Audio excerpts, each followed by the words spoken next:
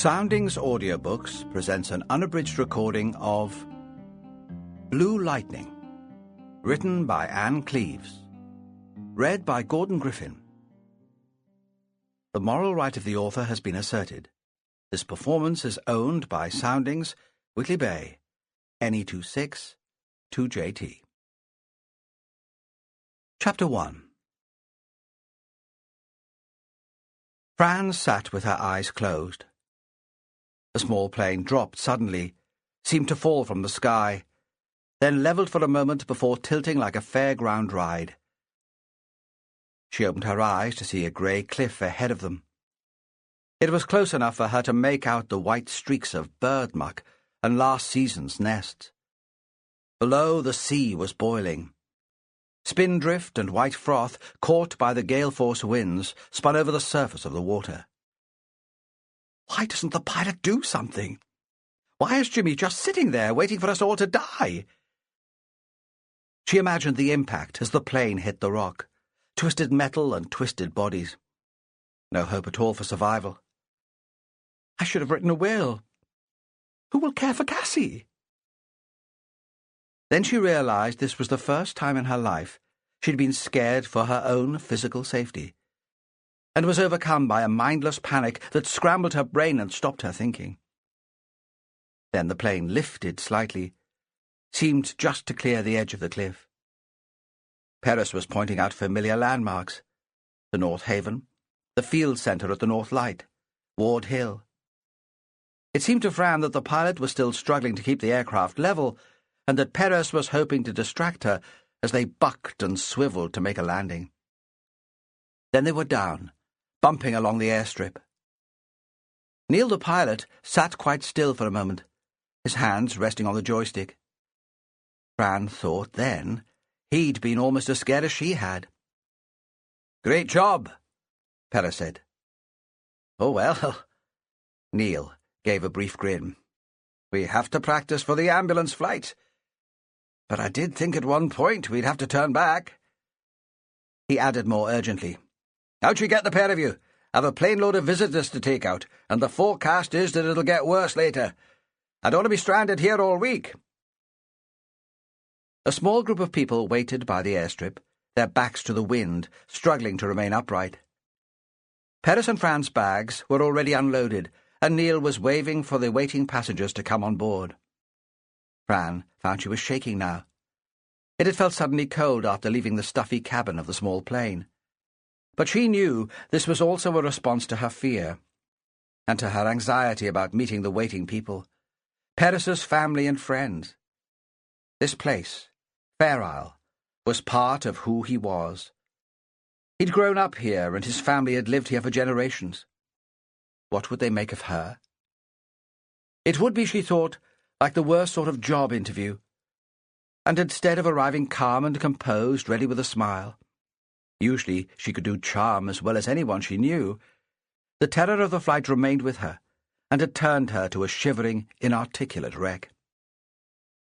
She was saved the need to perform immediately, because Neil had loaded his passengers onto the plane, and was taxiing to the end of the airstrip to prepare for the return trip to Tingwall, on the Shetland mainland.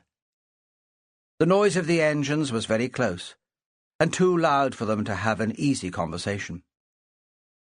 There was a momentary pause. Then the surge of the engines again, and the plane rattled past them and lifted into the air.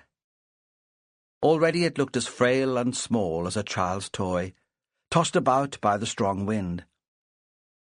It turned over their heads and disappeared north, seeming more stable now. Around her, Fran sensed a collective relief. She thought she hadn't been overreacting about the dangers of the flight. It wasn't a southern woman's hysteria. This wasn't an easy place to live. Chapter 2. Jane cut margarine into the flour and rubbed it through her fingers. She preferred the taste of butter in scones, but the field centre ran to a tight budget, and the bird watchers were so hungry when they came in for lunch that she didn't think they noticed. She paused as she heard the plane fly overhead, and smiled It had got off then. That was good. Half a dozen birders who'd been staying at the centre had gone out with it. Fewer centre visitors meant less work for the cook, and when people were stranded here, stuck because of the weather, they became fractious and frustrated. It amused her to explain to a high-powered businessman that there was no way he could buy his way off the island. In a near hurricane, neither the plane nor the boat would go, no matter how much cash he offered to the skipper or the pilot. But she disliked the atmosphere in the place when people were marooned against their will. It was as if they were hostages, and they reacted in different ways. Some grew listless and resigned, others became irrationally angry. She added sour milk to the mixture. Although she made a batch of scones every day, and thought she could do it with her eyes closed, she weighed the flour and measured the milk. That was her way, cautious and precise. There was a square of cheese that had been left unwrapped and needed using, so she grated it and stirred it in too. It crossed her mind that if the boat didn't get out tomorrow, she'd have to start making bread. The freezer was almost empty. She pressed down the scone dough, cut it into circles, and laid them touching so that they'd rise properly on the baking tray. The oven was hot enough, and she slid in the tray. Straightening up, she saw a figure in green waterproofs walk past the window. The walls of the old lighthouse cottages were 3 feet thick, and the spray had streaked the glass with salt, so visibility was limited. But it must be Angela, back from doing a round of the Heligoland traps. This was Jane's second season in the Fair Isle Field Centre. She'd come the spring before. There'd been an advertisement in a country living magazine, and she'd applied on the spur of the moment, an impulse, perhaps the first impulsive act of her life. There had been a sort of interview over the phone. "Why do you want to spend a summer on Fair Isle?" Jane had anticipated the question, of course. She'd worked in HR, and had interviewed countless people in her time. She'd given an answer, something bland and worthy about needing a challenge, a time to take stock of where her future lay.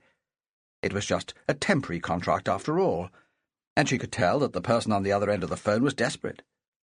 The season was only a few weeks off, and the cook who'd been lined up to start had taken off suddenly for Morocco with her boyfriend. The true answer, of course, would have been far more complicated. "My partner has decided that she needs children. I'm scared. Why aren't I enough for her? I thought we were settled and happy, but she says that I bore her." The decision to come to Fair Isle had been the equivalent of hiding under the bedclothes as a child. She'd been running away from the humiliation, the dawning understanding that Dee had actually found someone else, who was just as keen to have a baby as she was, that Jane was alone and almost friendless. When she was offered the job in the field centre, Jane had resigned from her post in the civil service, and because she had holiday still to take, had left at the end of the same week. There was a small ceremony in the office, fizzy wine and a cake, the gift of a book token. The general feeling there was one of astonishment. Jane was known for her reason and her reliability, a cool intellect. That she should pack in her career, with its valuable income-linked pension, and throw everything away to move to an island famous only for its knitting, seemed completely out of character. "Can you cook?" one of her colleagues had asked, incredulous that the respected HR manager might be interested in something so mundane. And in the shambles of the telephone interview, Jane had been asked that too. "Oh, yes," she'd said on both occasions, with complete honesty. Her partner Dee had loved to entertain. She was a director with an independent production company, and at weekends the house was full of people, actors and producers and writers. Jane had produced the food for all these gatherings, from the canapés for their famous midsummer parties to formal dinners for a dozen people. it had been a crumb of comfort to her. On walking away from the house in Richmond, pulling the large wheeled suitcase behind her, to wonder who would cater for these occasions now. She couldn't imagine Dee's new woman Flora, who was sharp-featured and shiny-haired, in an apron. Jane had arrived in Fair Isle without any real idea of what to expect. It was an indication of how disturbed she was that she hadn't researched the place beforehand. That would have been her normal style. She'd have checked out the websites, gone to the library, compiled a file of important information. But her only preparation had been to buy a couple of cookbooks. She would need to prepare hearty meals, brought in to budget. And she wasn't acting so completely out of character that she could contemplate doing a poor job in her new role. She'd come in on the mailboat, the Good Shepherd. It had been a sunny day, a light southeasterly wind had been blowing, and she sat on the deck watching the island approach. There had been the excitement of discovery. It had occurred to her then, and it still did, that this was like meeting a lover. There was the first affectionate glimpse, then the growing understanding. Spring and good weather, and it's easy to fall in love with Fair Isle. The cliffs are full of seabirds. Gilsetter, the flat grassland south of the havens, is covered with flowers, and she'd fallen head over heels. With the centre as well as the island. It had been converted from the North Lighthouse, now automatic, which stood in magnificent isolation on the high grey cliffs. She'd grown up in the suburbs and had never imagined she would live somewhere so wild or dramatic. She thought that here she could be quite a different person from the timid woman who hadn't been able to stand up to Dee.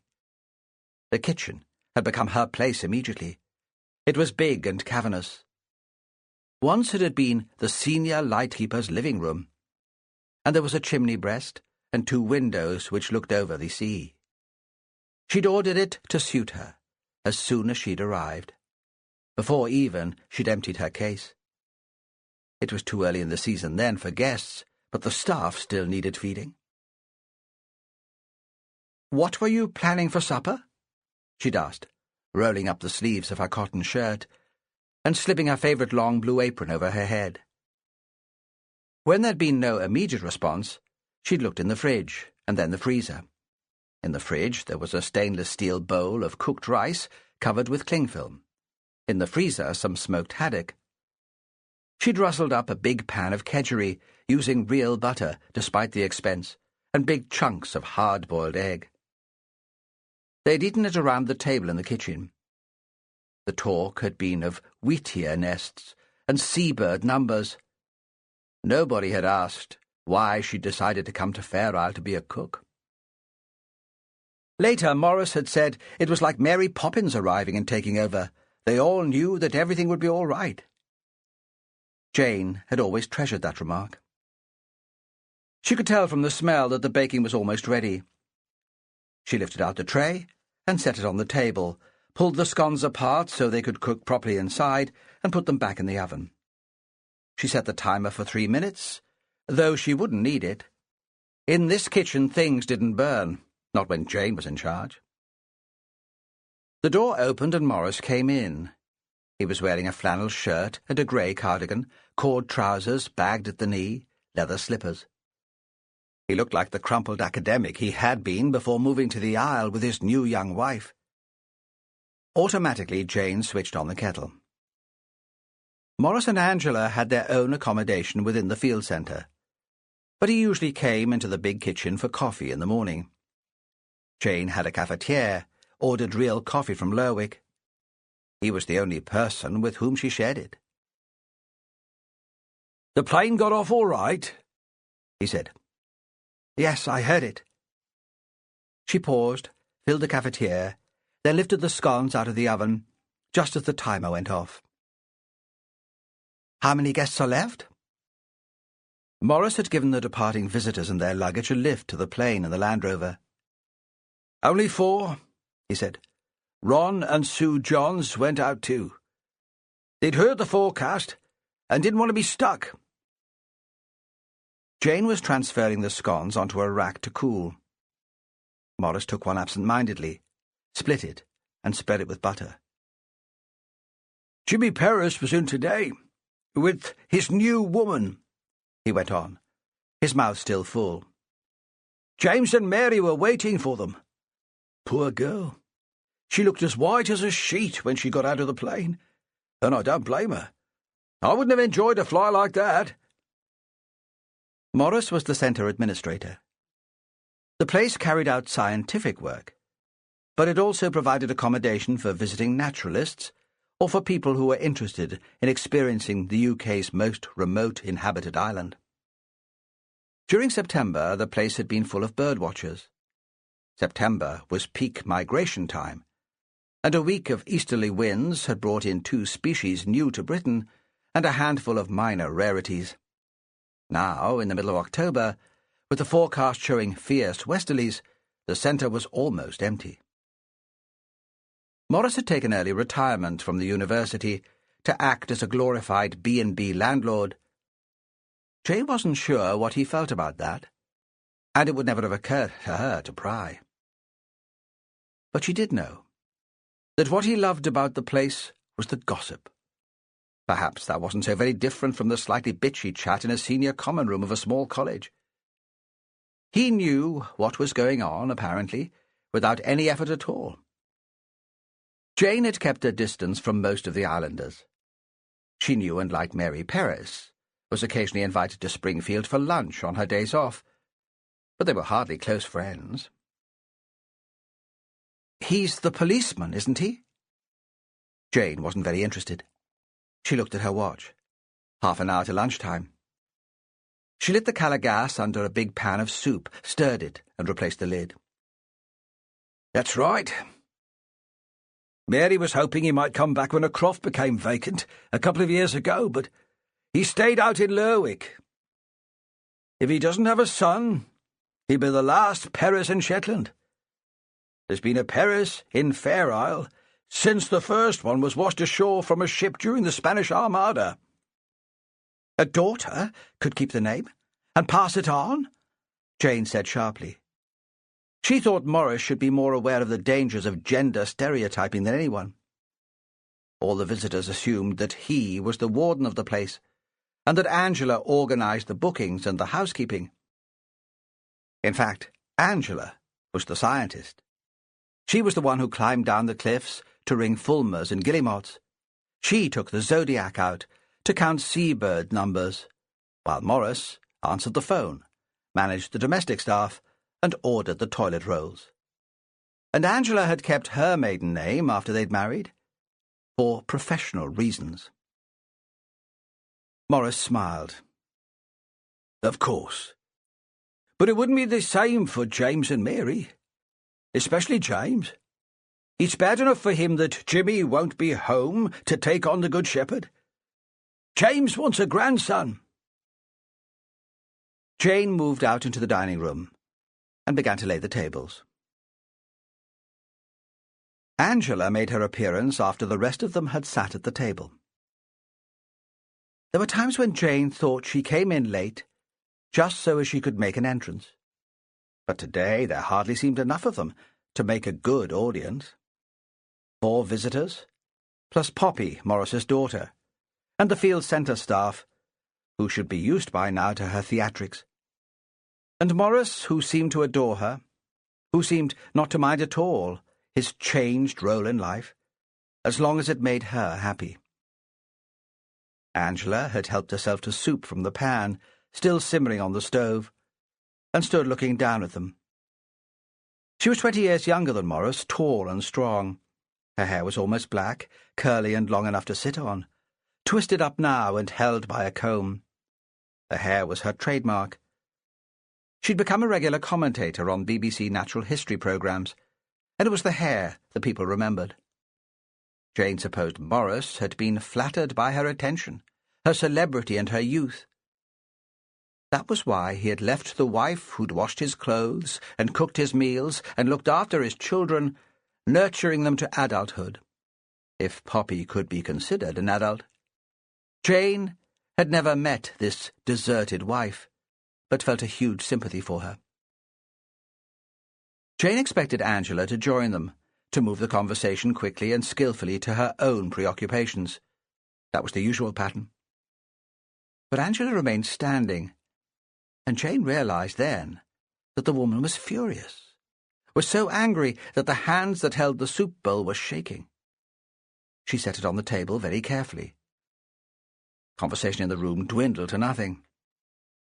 Outside, the storm had become even more ferocious, and they were aware of that, too.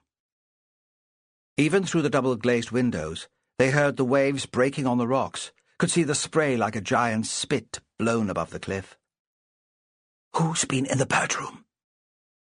The question was restrained, hardly more than a whisper, but they could hear the fury behind it. Only Morris seemed oblivious. He wiped a piece of bread around the bowl and looked up. "Is there a problem?" "I think somebody has been interfering with my work." "I went in to check the bookings on the computer.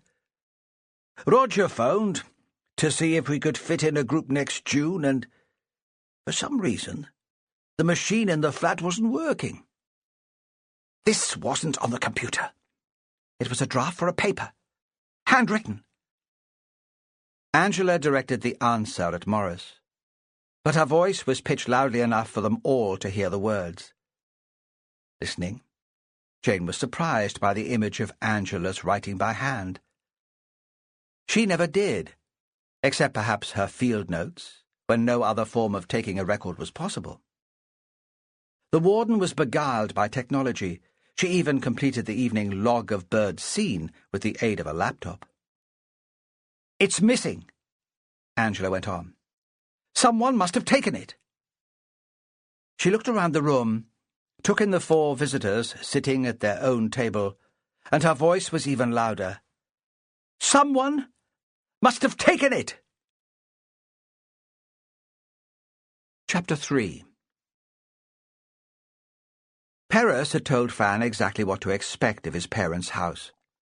He described the kitchen, with its view down to the South Harbour, the Rayburn, with the rack above for drying clothes in the winter, the oilskin tablecloth, green with a pattern of small grey leaves, his mother's watercolours hanging on the wall. He talked about his childhood there, then listened to her tales of growing up in London. The intimate conversations, part of the ritual of a developing relationship, absolutely tedious to any outsider. "Mother will probably hide all her pictures away," Perez had said. "She'll be embarrassed for a professional artist to see them." And Fran supposed that she was a professional artist now. People commissioned her paintings, and they were shown in galleries. She was glad that Mary had left her own work on the walls. The pictures were very small and delicate, not Fran's style at all, but interesting, because they showed the small details of everyday Fair Isle life that it would be easy to miss. There was a piece of broken wall with a few wisps of sheep's wool snagged on one corner. A sketch of one grave in the cemetery. Fran looked at that more closely, but the headstone had been drawn from the side, so even if the model had had an inscription, it would have been impossible to read from this angle. Alongside Mary's paintings of the Isle, there were vibrant prints and posters reflecting the Perez family's Spanish heritage. Legend had it that Jimmy's ancestor had been washed ashore from a shipwrecked Armada ship, El Gran Grifon. It was probably true. The 16th century shipwreck was certainly there, under the water for divers to explore. And how else was it possible to explain the strange name and the Mediterranean colouring of James Perez and his son?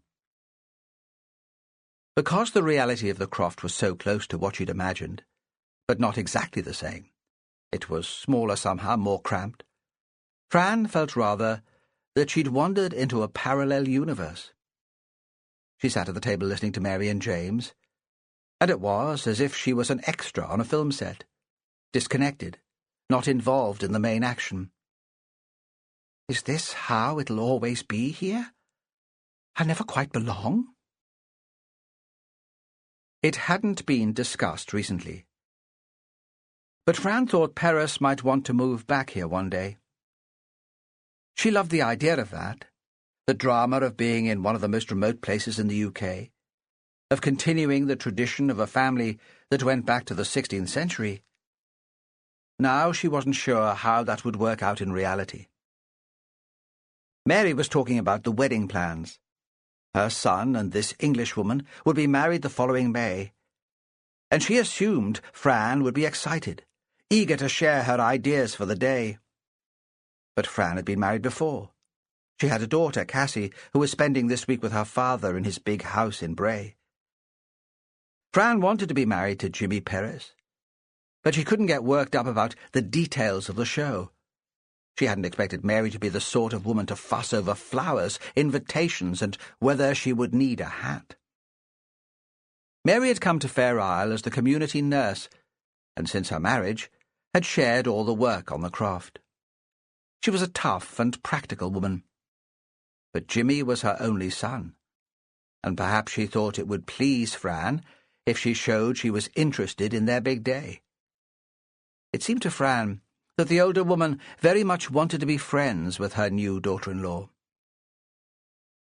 "We thought we'd be married in Lerwick," Fran said. "A quiet, civil ceremony. It's the second time for both of us after all. Then a party after for family and friends." James had looked up at that. "You'll need something here too. For the folks who can't get out to the mainland, and your family will want to see the Isle. You'll need a hymn, Farron. This is Jimmy's hymn." "Of course," Fran said, though it had never crossed her mind that they would have to bring the circus into Fair Isle. She imagined her parents having to endure the plane ride or the boat. And could she really allow Cassie to face that danger too?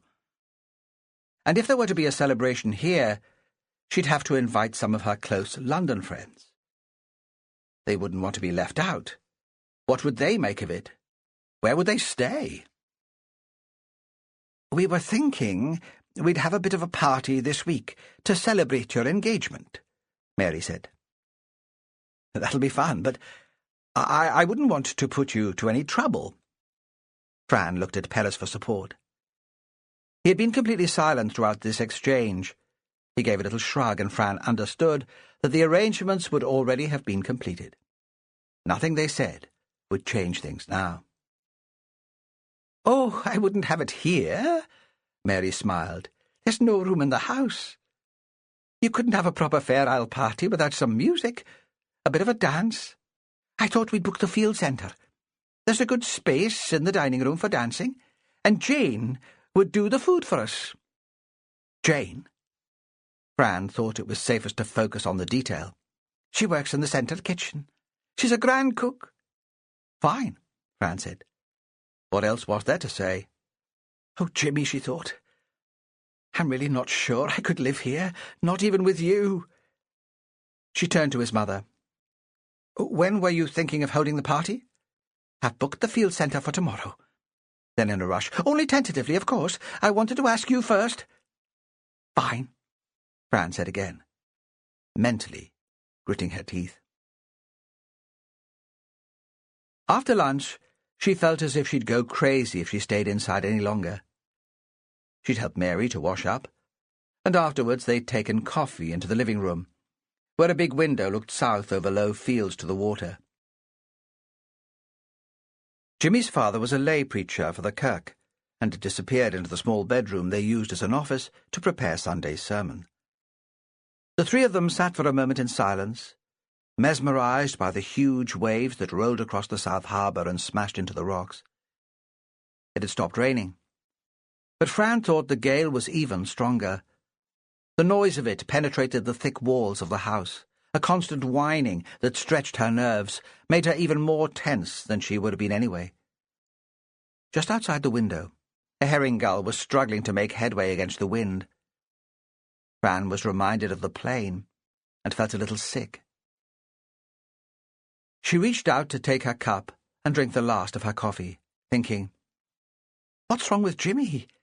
He's hardly said anything since we arrived. Does he regret his decision not to come back when he had that chance? We just met then. Does he blame me? Does he want to come home?" Perez got to his feet and stretched out his hand to pull Fran up too. "Come on, let's go for a walk. I want to show you the island." "Are you mad?" Mary said. "Why would you go out in this weather?" "We'll go up to the North Light. Talk to Jane about the catering for tomorrow." A grin, to show he knew there was no need. His mother would have done that already. Besides, the forecast is even worse for tonight. If we don't get out today, we might not have the chance. They stood by the kitchen door to put on boots and waterproof jackets. It was sheltered there, but she could still feel the taste of salt on her lips. When they moved away from the house, a gust of wind took her breath away and almost blew her off her feet. Perez laughed and put his arm around her. They walked north, and Perez pointed out the places that meant the most to him. "That's where Ingrid and Jerry used to live. I babysat their 3 lasses occasionally, though I wasn't much older than they were.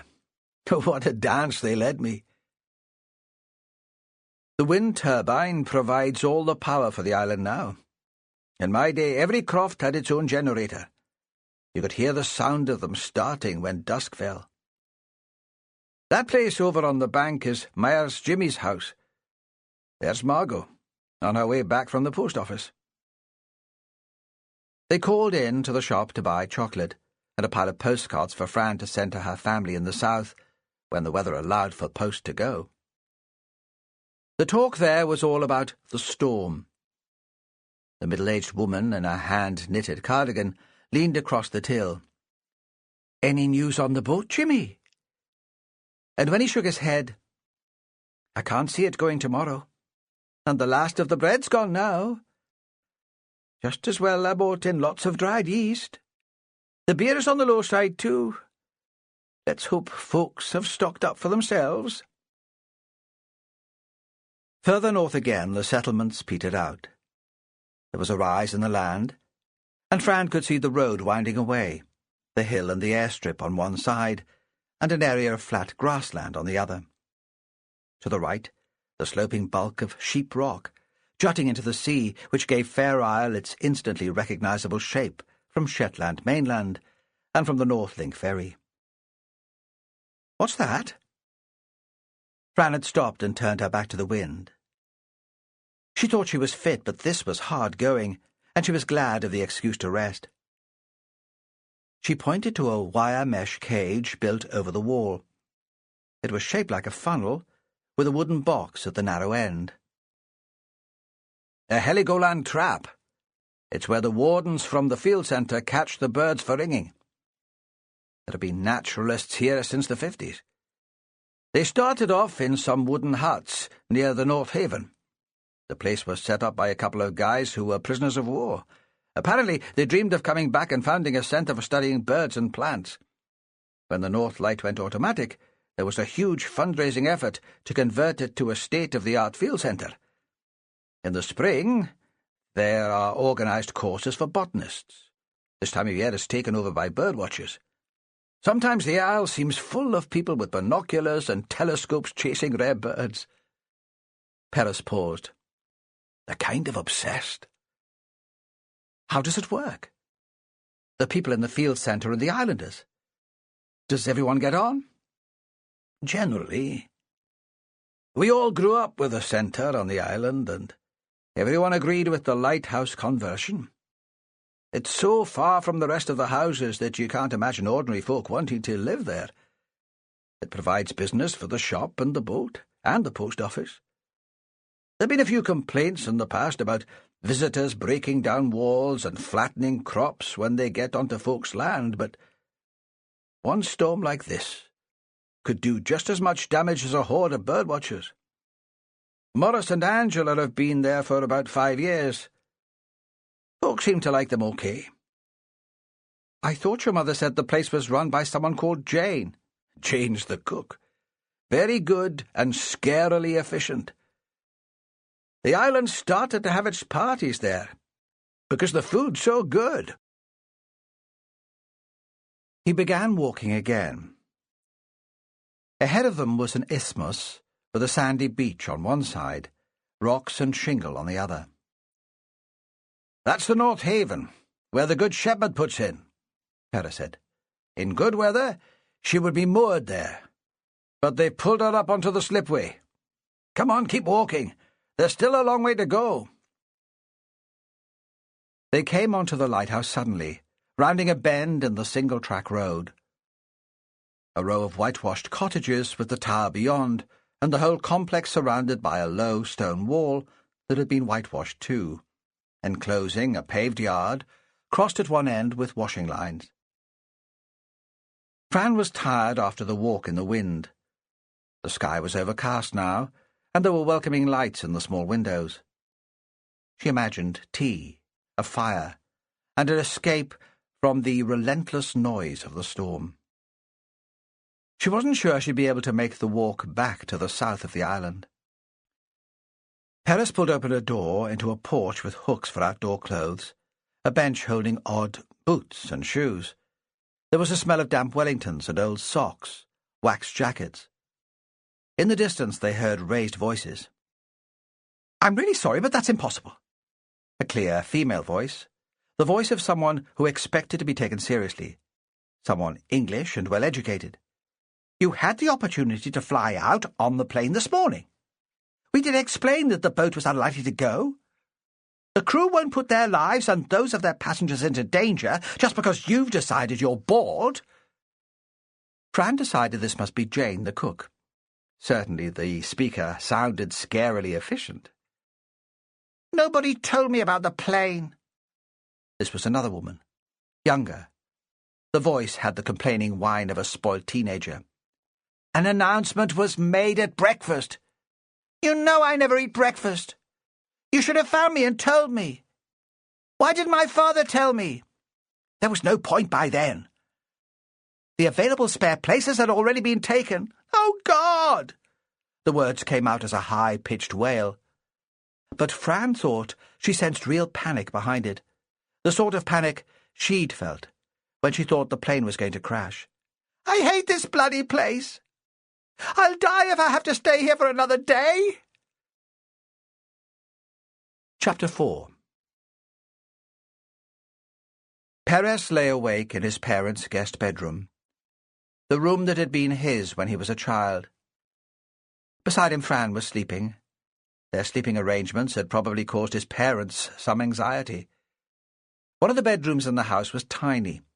Now it housed the PC and a desk, and a huge metal filing cabinet that Mary had taken when it was being thrown out by the school. There was no room for a camp bed. Perez had thought he might be expected to spend the nights on the living-room sofa. His father had fixed ideas about sexual morality, but if there had been any argument over the propriety of their sharing a bed, Mary had won. She'd shown them into the room and the roof with an air of triumph. "This is a bit different, eh, Jimmy? It's not like when you stayed here." And he saw that it had been transformed in their honour. There was a new double bed, fresh curtains, with big blue flowers on them, and matching linen. A pair of blue towels folded on the old chest of drawers. He thought his mother must have been watching makeover programs on daytime television when the bad weather made outside work impossible. Lying there, listening to the wind tear at the roof tiles, Perez remembered the first woman with whom he'd had sex. The image came into his head quite unbidden and remarkably vivid. She'd been a woman while he was still a boy. Beta, a German student, a member of a National Trust for Scotland work camp. The camp had taken over the Puffin, an old stone fish store at the south end, for a month in the summer. He was 16, home for the long holiday. She was 21. It was the year all the construction work was done at the North Haven, and the students acted as labourers. The year Kenneth Williamson had come to Springfield as a kind of lodger. One night there'd been a barbecue at the Puffin, and Perez had been invited along. He remembered bottles of German beer in a row in the shadow of the hut, the smell of singeing meat. He was sitting on the grass talking to the woman. and suddenly became aware that she was looking at him oddly. She half closed her eyes and swayed slightly, lost, it seemed to him, in some erotic fantasy of her own. "I want to swim," she said, opening her eyes wide again. "Where can I swim?" By then the other students were rowdily drunk, singing songs in languages he couldn't understand. He'd taken her to Gunglesund, a natural pool formed in the rocks on the west of the island. It filled up on the very high tides, and the sun warmed it so it wasn't so cold there as swimming in the sea, but still cold enough to make the children who came there squeal when they first jumped in. Beata hadn't squealed. Without any sort of fuss, she'd taken off all her clothes and slipped into the water. She had small breasts, a flat brown stomach, a white triangle where bikini bottoms had been. Her pubic hair was darker than he'd expected. She'd swum away from him with a languid crawl. The sun had reflected from the water in his eyes, and he'd felt faint. There was a weird, shady light, as if the sun had been eclipsed for a moment and would soon come out again. "Aren't you coming in?" she demanded, turning back to him, impatient, a little imperious. He'd hesitated for a moment. What if someone should come? And he'd known even then what was expected was more than a shared swim. She'd been looking at him greedily since he'd first arrived at the Puffin. He began to undress. They'd lain on a pile of clothes on a large flat rock, in shadow, now that the sun was so low. The woman's hunger for his body had scared and flattered him at the same time, and excited him. Of course he'd been excited. It had been like every adolescent's dream. When he'd returned home that night, everyone was in bed. He'd half expected his father to appear, to stand at his bedroom door ranting about sin. This had been such a momentous occasion for Jimmy Perez. How could the whole world not guess what had happened? But everyone had continued sleeping, and in the morning his mother gave him breakfast just as usual. Thoughts of Beta had consumed him for months. While the work camp was still in the Puffin, he'd haunted the place, but she'd taken no more notice of him than of any of the other island kids. The eyes that had been so predatory were now amused. "It was nothing, Jimmy," she'd said at last, irritated by his attentions. "A little fun thing on a summer night." Her absence had allowed his dreams to become wilder, but they'd never been purely physical. In every scenario his imagination created, they'd become a real couple, setting up home together in a bohemian city bed-sit, or walking across a moonlit beach hand in hand. The storm must have lifted a tile from its place, because there was a crash of it shattering in the yard. The noise was blurred by the sound of the wind, but it brought him back to the present with a start. Even then, he thought, I was an emotion junkie. I needed to be loved. Fran stirred beside him. He wondered now whether it had been right to bring her here at all. She was an independent woman, and she must resent the interference in her life by his family. What right did his parents have to make assumptions about their marriage? Soon they would be dropping hints that it was time she considered having another baby. Better not leave it too late. You might not have a boy first time round. He hated to think what Fran's response to that might be. The wind made everything 100 times worse. Even the islanders, who were used to the extreme weather, started to bicker like toddlers. Most of them didn't leave the place for months at a time. But in fine weather, there was the understanding that you could leave if you wanted to. In summer, the mail boat went 3 times a week, and there were regular flights. In an emergency, it was possible to charter a plane. Now they, like the visitors, were trapped. The children, who were studying at the Anderson High School in Lerwick, wouldn't make it home for the half-term break, and their parents were missing them. He should have waited until the spring to bring Fran here. Cassie could have come too, and they would have seen the place at its best. The walk up the island seemed to have exhausted Fran, and she was in a deep sleep. He could feel her hair against the bare skin of his shoulder. Morris had given them a lift back to Springfield late in the afternoon. The three of them squashed together in the front of the Land Rover, windswept and breathless, just after the run from the lighthouse to the vehicle. Perez had always found the field centre administrator an amiable man, relaxed and unflustered. But today he'd seemed infected by the general tension. He'd been quiet, gloomy, and there had been none of the easy conversation Perez remembered from previous meetings. "Is anything wrong?" Immediately Perez had regretted the question.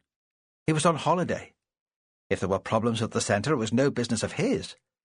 Fran had flashed him a grin as the Land Rover rattled over a cattle grid. "You really can't help yourself, can you?" She thought his curiosity was a sort of affliction, and that he'd only become a detective to give himself the license to meddle in other people's lives. Morris had taken a while to answer. "It's family trouble," he'd said in the end. "I dare say it'll sort itself out." He'd been born in Birmingham and still had the Midlands accent. There'd been another moment of silence while he'd concentrated on keeping the vehicle on the road. He continued speaking, but his eyes were fixed straight ahead. "It's my youngest daughter, Poppy. She's always been a handful. My wife thought a few weeks on the Isle might help to sort her out, keep her away from some of the bad influences at home. But it hasn't really worked as we planned. Poppy is desperate to leave. She can't, of course. I had to give priority on the plane to the visitors who wanted to get out. She feels like a prisoner here. She can't understand that there's nothing we can do. She's making life difficult for everyone, especially for Angela." Lying in bed, Perez thought about this, about problems with families, and whether Fran's daughter Cassie would see him as a wicked stepfather when they were married, and about what it might be like to have a child of his own. He loved Cassie with a passion that took his breath away at times. His marriage had failed, partly because his wife had lost a baby late in pregnancy. If the child had lived, she'd have been much the same age as Cassie. But would he feel the same affection if he and Fran had a baby? Would the girl feel rejected or put out? He must have slept at last because he woke in the morning to a grey light and rain like bullets against the window next to him. Later, he and his father went out and looked at the damage. A few slates down, and the roof was right off the shed that had once housed a cow. Nothing too worrying. When they came back into the kitchen, drenched and scoured by the salt, sandy wind, Fran was up. She was sitting in his mother's dressing gown, her hands cupped round a mug of coffee. The women were chatting, and from the porch where he stood to take off his boots, he heard a sudden outburst of giggling. His first wife, Sarah, had never been able to relax like that on visits to the Isle. He felt his mood lift.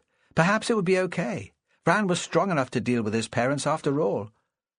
He left aside the question of whether they might one day return to the Isle on a permanent basis. They spent most of the day in the house. Mary worked at the knitting machine that was set up in the corner of the living room. All morning they heard the swish and click as she pushed the wool in its shuttle across the ratchets. Fran was reading. There was a fire made with scraps of driftwood and coal, and the wind roared in the chimney. Later in the afternoon, Fran went to get ready for the party. "Come with me, Jimmy. Help me choose what to wear." And they made love, very quietly, with the blue and white curtains drawn against the storm, like teenagers in their parents' home, listening out for the adults who might suddenly come in. Afterwards, she laid her clothes on the bed. "What should I go for, Jimmy? Do people dress up here?" He shook his head, bewildered by her sudden anxiety. She would look lovely whatever she chose. There was hardly a dress code for a Fair Isle party. "It matters, Jimmy. I want them to like me. I want to do you proud." In the end, she went for a long denim skirt and a bright red cardigan, little flat blue shoes. She stared at the mirror before nodding to herself. Not too formal, but dressy enough to show I'd made an effort. Mary wanted them to be at the lighthouse early, so they could greet all the guests as they arrived. She seemed a little tense to Perez. He'd never thought of her as a shy woman, but she seemed awkward about acting as hostess in the field centre, away from her home ground. Perhaps she just wanted to make it special for him and Fran. Everyone would be coming by car. This was no weather to take the 3-mile walk north. Perez wondered how that would play out. There was hardly a strict adherence to the drink-drive laws in a place where the police only appeared if there was an emergency, or to give a talk in the school. But everyone knew what he did for a living. He supposed there were sufficient non-drinkers in the aisle to provide lifts home. Mary never took more than a small glass of wine for a toast, and they could squeeze someone else in their car. In the field centre, the tables had already been moved out of the dining room to make a space for the dancing. In the old keeper's accommodation, walls had been knocked through at the time of the original conversion to make a big space for communal living. Jane was in the kitchen. Perez went in to thank her again for her work. She smiled and took his hand, but seemed distracted. "So we'll serve the food as we decided yesterday? About 9 o'clock as usual?" "How are things?" He realized he was like an old woman, desperate for gossip. How pathetic was that? Why couldn't he be content with his own business? But if he was hoping for more information about Morris and his teenage daughter, he was disappointed. Of course he should have known Jane would be discreet.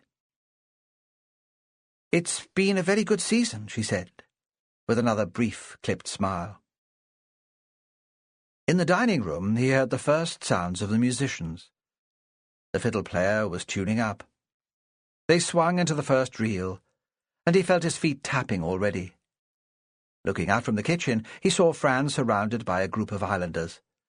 She had her head tilted to one side and was listening to them talking, her eyes wide open, as if she was fascinated by the words. Then she said something he couldn't hear, and they all began to laugh. Of course they love her, he thought. She's so good at all this. How could they do otherwise? He went to join her, took her hand, and led her onto the floor for the first dance. He knew what was expected of him. Chapter 5. On the afternoon of the party, Jane had sat in her room at the back of the field centre. She liked this space, with its high ceiling and narrow window. It made her think of a nun's cell. There was a single bed, a wardrobe incorporating a chest of drawers, a wash-hand basin. On the bedside table, her wireless, this was how she thought of it, a legacy from her very old-fashioned parents, tuned to Radio 4.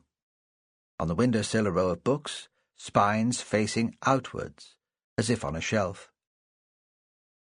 On the chest there was a pile of Times crosswords, carefully cut out of the newspapers by her sister and posted each week.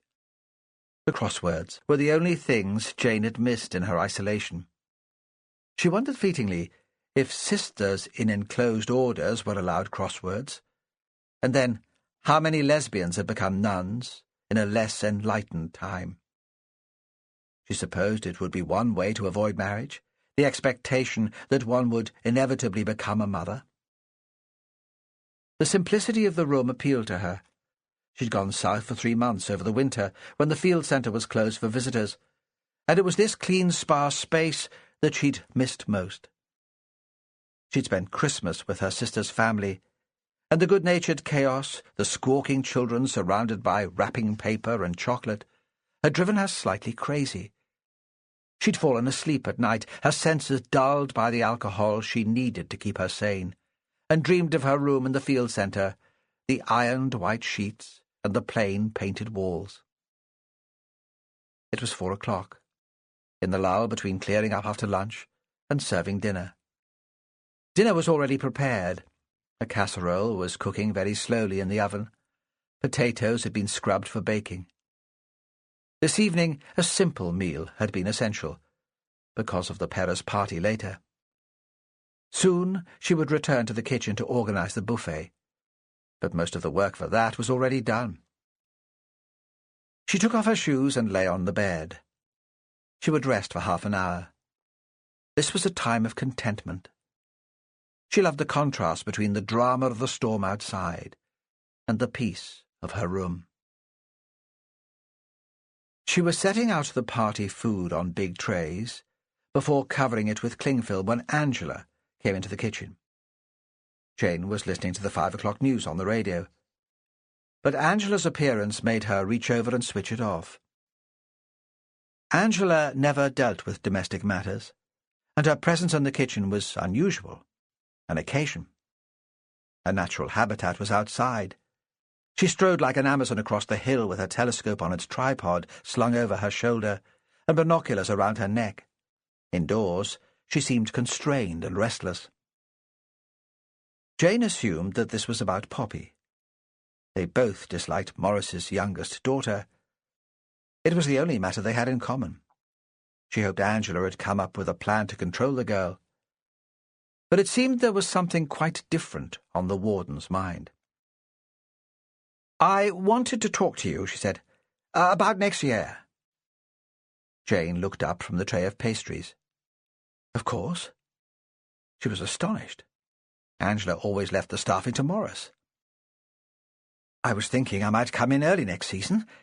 The kitchen needs a good clean, and we never get a chance once the visitors arrive, and I could fill the freezer with baking, take the pressure off once the rush starts." Where there was no immediate response, Jane added, "You wouldn't need to pay me the full rate, of course." Actually, she would offer to do the work for nothing, but she knew Angela would find that weird. Jane thought how much she would enjoy a few weeks here at the start of the season. Imagined the kitchen, after it had been thoroughly scrubbed, the red-tiled floor gleaming, the cooker and larder spotless. Angela stared at her.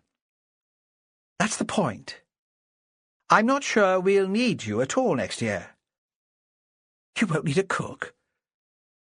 Jane knew she was panicking, and that made her obtuse.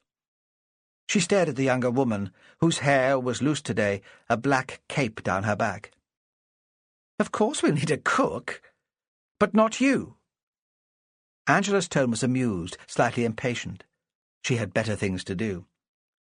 "I don't understand." That at least was true. Jane knew she was the best cook the centre had ever employed. She didn't need the compliments from the visitors to tell her, or Morris's comments after a particularly busy week. "I don't know what we'd do without you. I'm not sure how we functioned here before you arrived." "The chair of trustees wants us to employ his goddaughter. She's just out of catering college, fully qualified. Then she could come as my assistant." Though Jane knew it would be a pain. Jane liked an assistant who did as she was told, who was happy to prepare vegetables and concentrate on the basics. The last thing Jane wanted was an assistant who thought she knew it all. In fact, she preferred to have the kitchen to herself. It had been a great relief when the latest help, a jolly Arcadian called Mandy, had gone off on the Shepherd the week before. "We suggested that," Angela said smugly, "but it wouldn't do." "Surely that's Morris's decision, not the chair of trustees." "In theory," Angela smiled, "but Christopher has offered to make a substantial donation to the centre. It would allow us to completely update the library and replace the old computer in the office. In those circumstances, we can't turn down his offer to find us a cook, too." Christopher Miles had his own business in the north of England. Jane had met him briefly when the trustees came to the island for their annual meeting. She liked his enthusiasm and his lack of pomposity. She thought the offer of employment had come from Angela, a way of cementing the sponsorship deal. Nepotism wasn't his style. "What does Morris make of this?" "As I said before, It isn't really Morris's decision. We are appointed by the trustees. She looked at Jane. You only have a short-term contract. We're not obliged to have you back each year. You're an educated woman. I'd have thought this sort of work would bore you eventually anyway. And Angela turned, her hair swinging, and strode out of the kitchen. Automatically, Jane continued to arrange slices of quiche on a plate. It was some minutes later that she realized she was crying. Usually Jane enjoyed the dances in the lighthouse. The experience reminded her a little of Dee's parties in the old house. It wasn't that Dee's media friends had gone in for fiddle and accordion music, and they didn't dance Ate Some Reels or the Dashing White Sergeant, but Jane had the same sense that she was managing the event. She liked watching people having a good time, and knowing that her cooking and her organisation had made it happen. Now she was determined that Angela shouldn't know she was upset. This was a celebration, and it wouldn't do to spoil it. Besides, why should she allow an arrogant and manipulative woman any sense of victory? Jane couldn't believe that Morris would allow Angela to sack her. Jane made his life easy, and Morris was all for an easy life. She watched Perez lead his fiancée onto the floor for the first dance, felt a moment of envy for the intimacy, the matching grins when Fran stumbled over a step. I never had that. Not even with Dee. Morris's teenage daughter, Poppy, appeared in the break, just as the food was coming out. Throughout her troubles, she'd always kept her appetite. She was dressed entirely in black, and had intended to shock. The skirt was very short. Jane thought she didn't have the legs to carry off the look, and had made herself ridiculous, almost pitiable.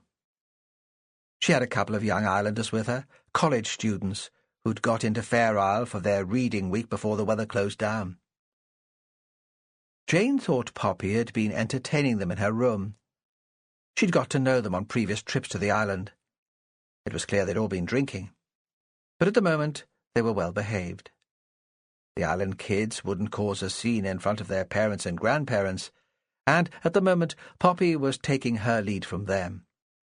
They joined the queue for food. From behind the counter, Jane watched the girl and felt sorry for her. The music started again, and Morris asked Jane for a dance. For a man who was rather unfit, who took very little exercise, Morris danced well. He dressed up for the occasions, a parody of himself in a bow tie and shiny black shoes.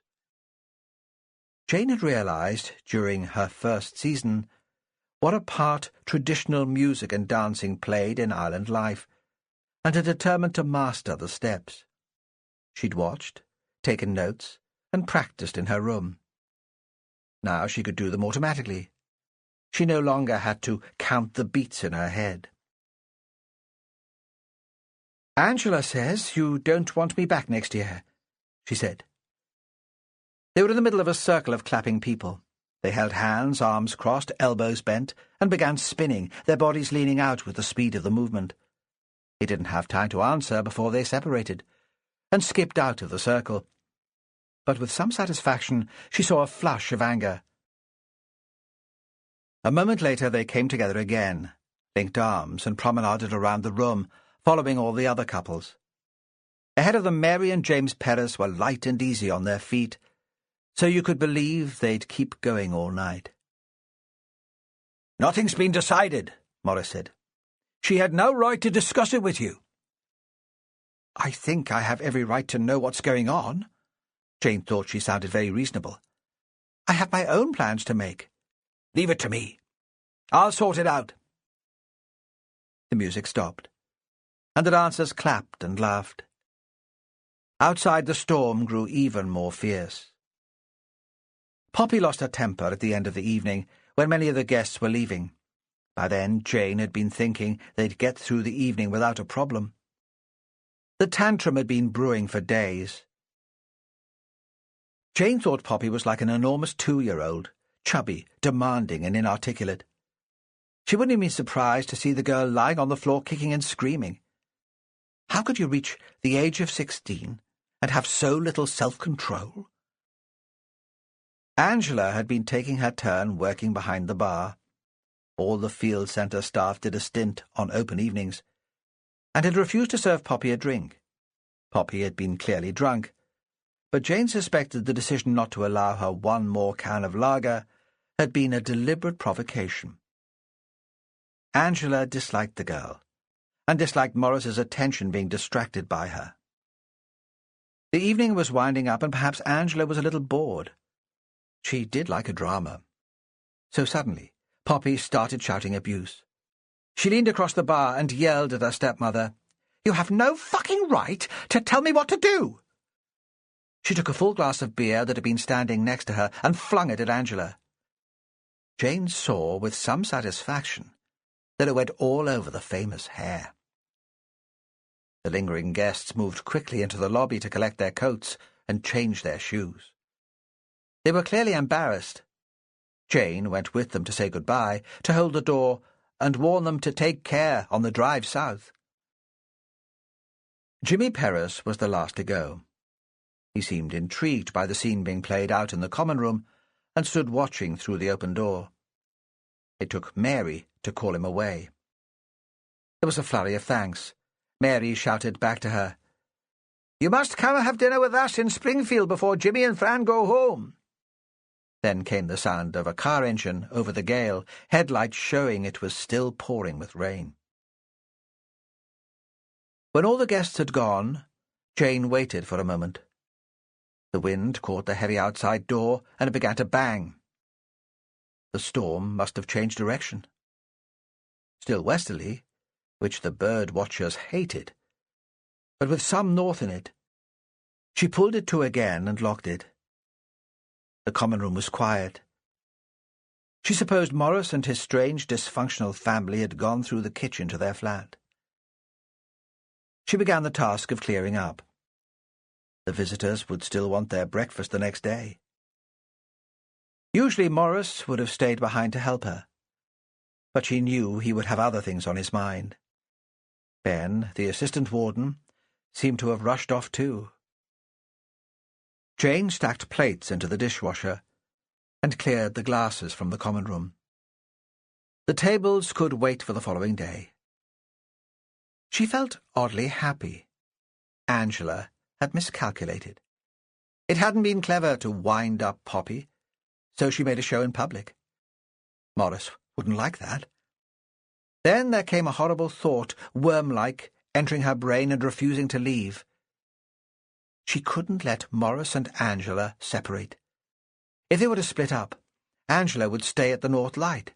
She was the warden, the famous naturalist, the person who pulled in the punters. Anyone could take on Morris's role. And there would be no place for Jane in Angela's new world. Chapter 6. That night, Perez slept immediately, untroubled by memories of his first lover or anxieties about his current one. It was as if the first ordeal was over. Fran had survived the party, had even enjoyed it. In the car on their way back to Springfield, she'd said what a wonderful evening it had been. "Thank you so much, Mary, for organising it." And Mary, crawling at 10 miles an hour as the wind buffeted the car, leaning forward for a better view of the road, had turned briefly to them and beamed. He woke before it was light, the storm still there in the background, taken for granted now. There was a knock on the door, his father's voice as quiet as he could manage. "Jimmy, you need to get up." He thought there must be some community disaster. He remembered being called from his bed as a young man, when old Annie had fallen ill, and they'd needed an ambulance flight in the middle of the night. They'd lit fires along the airstrip to mark the way for the plane to come in, all of the island men working together, the women left behind to mind the bairns. Fran stirred, but she didn't wake. In the kitchen his father was making tea. He was wearing a cardigan over his pyjamas. That seemed odd to Perez. Why wasn't the man dressed? His father was the nearest thing the island had to a leader, and he should be out there to supervise if there was a problem. Then he thought maybe his mother was ill, and they were waiting for the nurse who was a resident on the island. No way would a doctor get in this morning. "They want you up at the field centre," James said, breaking into his thoughts. "We can take the car. I'll not be going far today." "What's wrong?" Jimmy drank the tea, helped himself to a couple of homemade ginger biscuits. He was still half asleep. "Why do they want me? You're the police, aren't you?" James looked up. "There's been a murder." Perez had to bang on the lighthouse door to be let in because it was locked. It was still dark, and the beam from the tower circled way above his head. The locked door struck him as unusual. But perhaps someone had watched crime dramas on television and realized it was important to keep people away from the scene. Jane came at once to open up. She was fully dressed in jeans and a sweater, though it wasn't yet 7:30. Inside, all the lights were on. The lighthouse was too far from the other houses to be on mains electricity, and he heard the buzz of the generator in the distance. Jane looked very pale but quite composed. "In here." She opened a door that led directly from the lobby. "In the bird room." He stood in the doorway and looked inside. It was a small square space, with one window facing east. He supposed all the equipment was to do with the business of ornithology. There were plastic tubes covered with small metal rings of different sizes hanging from one of the shelves, pliers, a set of small balance scales, a pile of small cotton bags with drawstring tops. There was the base field centre smell of wood from the floors, but it was overlaid by something faint and organic, which he supposed came from the birds. The oil on their feathers, the muck left in the bags while they were waiting to be ringed. Under the window there was a wooden desk and a swivel chair. Sitting on the chair was a woman. Angela was slumped across the desk as if she'd fallen asleep in the middle of her work. But in her back was a knife. It had an ivory handle that protruded through the scarlet silk top she'd been wearing the evening before. There wasn't a great deal of blood and no sign of a struggle. The knife had gone in just to the left of the spine and under the shoulder blade, straight into the heart.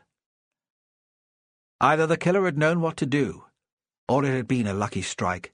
Lucky for him, at least. Twisted through the black hair like a garland was a circle of white feathers. It gave Angela a frivolous air, reminded Perez of one of those flimsy hats that fashionable women wore to Ascot. She certainly hadn't been wearing feathers in her hair when he'd last seen her, and he realized now that they'd all fall away if she stood up. The arrangement had been made after her death. "Who found her?" Perez struggled to make this real. It was too close to home, and the image was like the jacket of one of the old-fashioned detective stories his mother had enjoyed.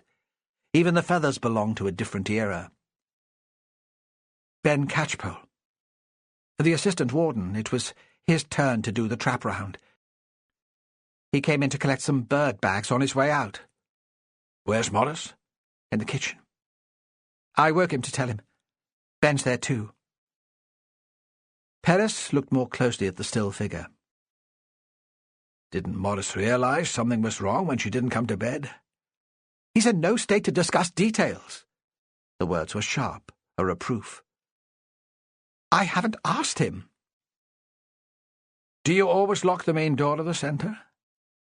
Perez spoke as if he were only vaguely interested in the routine of the place, as if it could have no possible significance to the crime. "No," Jane said. "Of course not. But the wind was so strong last night that it kept blowing open. I locked it before I went to bed to stop it banging." "Was Angela in the bird room then?" Jane paused. Perez thought she understood quite clearly the implication of the question, and was considering lying. At last she said, "No. The bedroom door was open, and I could see inside. It was empty then." So this wasn't the work of one of the islanders. Whoever had killed Angela had been in the lighthouse when Jane locked the door. Perez stood for a moment. Thoughts chased through his head. First, that he needed coffee.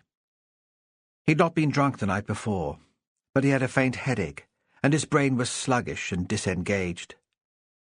He'd slept too heavily. Then that this was a complete nightmare. How long would it be before a crime scene investigator could get into the island? 2 days at least, according to the latest forecast by Dave Wheeler, Fair Isle's Met Officer. Would the body have to stay here until then? He'd need to phone the team in Inverness and get advice. But first, coffee, and a few words with Morris. This would probably be very simple. A domestic row. He could understand how that could happen in the fraught and claustrophobic atmosphere that developed during a gale. Though it didn't explain the feathers, twisted through the long black hair. "Is it possible to lock the bedroom door?"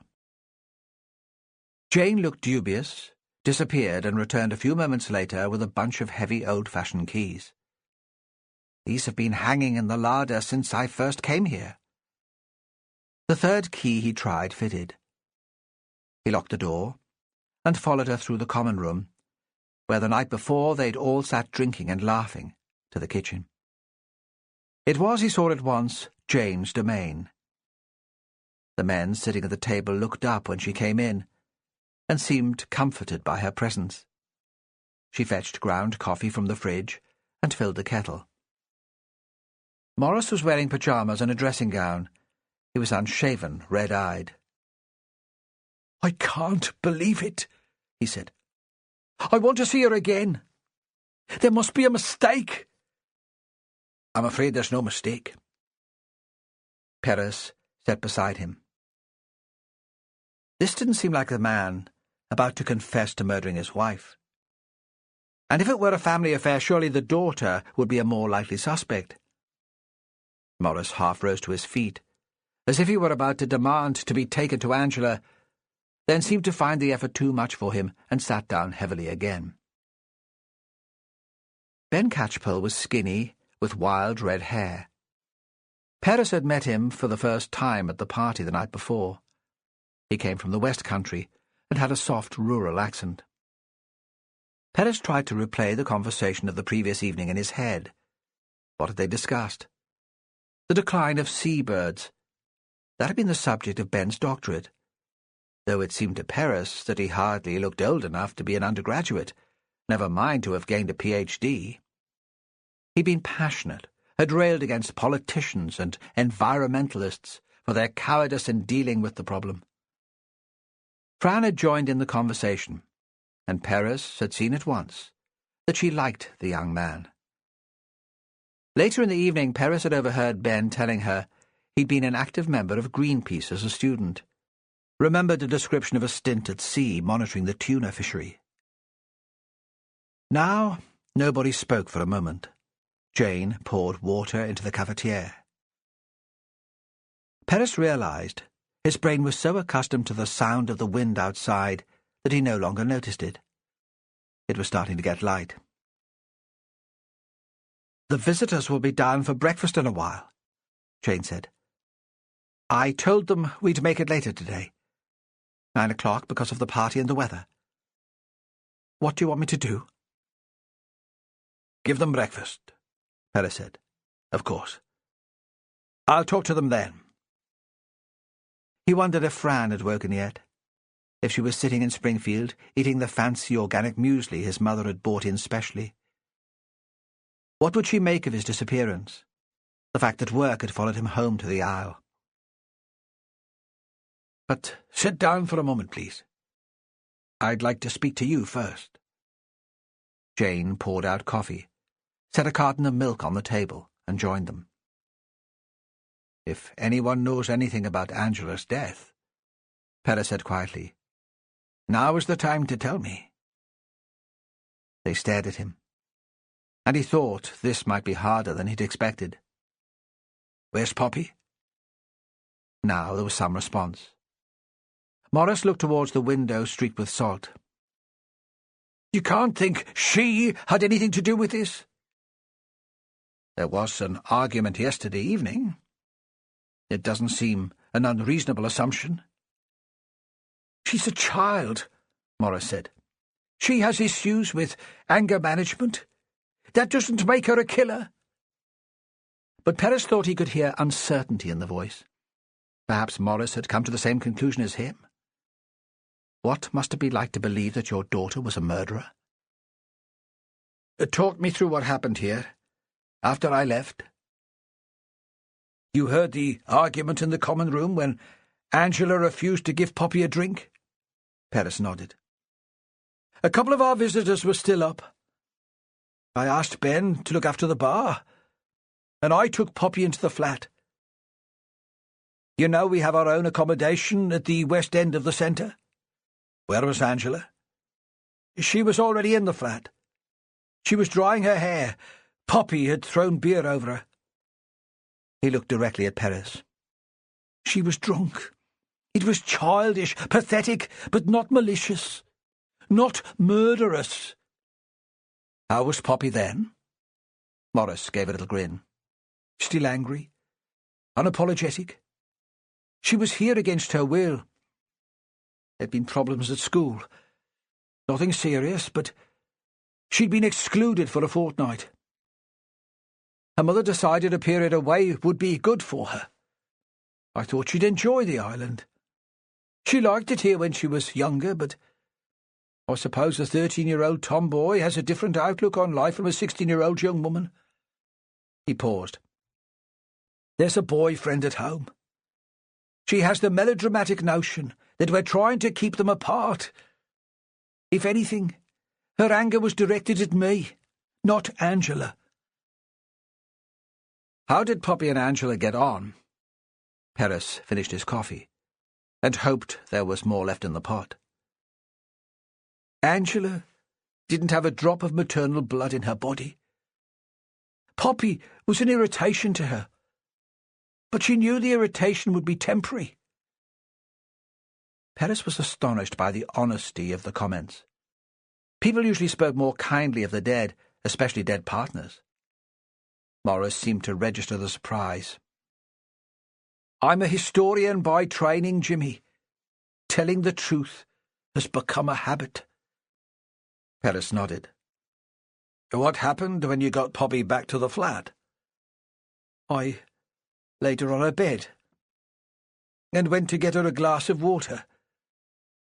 When I got back, she was dead to the world. I took off her shoes and some of her clothes and covered her with the duvet. She hardly stirred.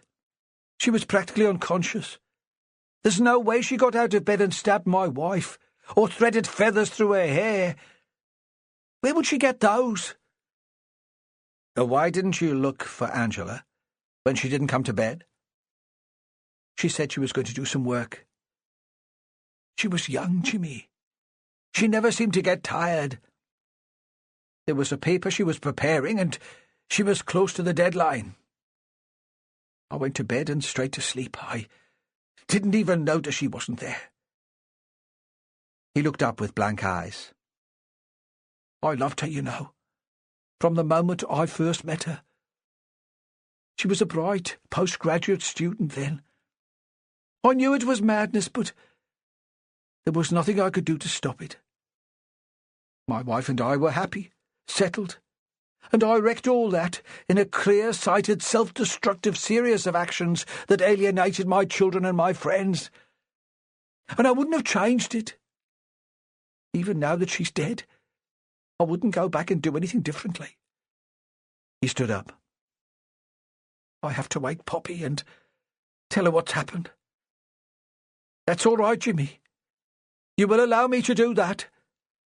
Perez nodded again and watched him leave the room. Chapter 7. Dougie Barr came to Fair Isle for the birds, not the culture. The party on the previous evening had left him cold. He'd had a couple of drinks, then taken himself off to bed. He liked music. Couldn't imagine a long drive without it blasting from the CD. But he was into techno, something with a strong beat.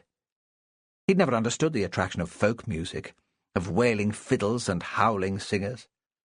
He needed noise and rhythm to keep him awake on a long twitch and to get the adrenaline pumping before he arrived at the bird.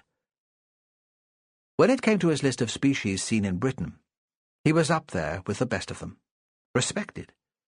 Whenever he turned up at a twitch, people knew who he was. He couldn't afford to make a mistake.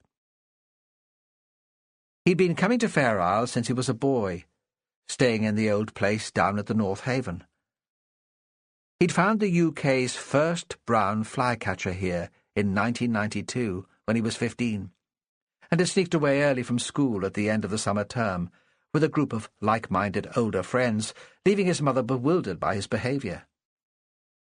On the estate where they lived, kids got into drugs and car theft, not natural history. The memory of that glorious day in June, the sudden realization that he was looking at something truly mega, still lit up the gloomy hours in the call centre where he worked. Since then, he'd had a kind of superstition about the place and had come back nearly every year, waiting for another rarity to match the first. For him, the real thrill came in finding his own take. There wasn't the same excitement chasing after other people's birds. His mates mocked him. Why spend all that money? If you had to go bird-watching in Shetland, it made much more sense to stay on the mainland and just get a plane into Fair Isle if you needed to, if the big one turned up. That way you kept your options open. But each season Dougie went back to the field centre, convinced that eventually his loyalty would be rewarded. He kept a blog and dreamed of the photos he'd post there, the description, very factual and precise, of the rarity he'd found on the Isle. It would be a first for Britain, maybe even a first for the Western Palearctic. Then his friends would read his blog and weep.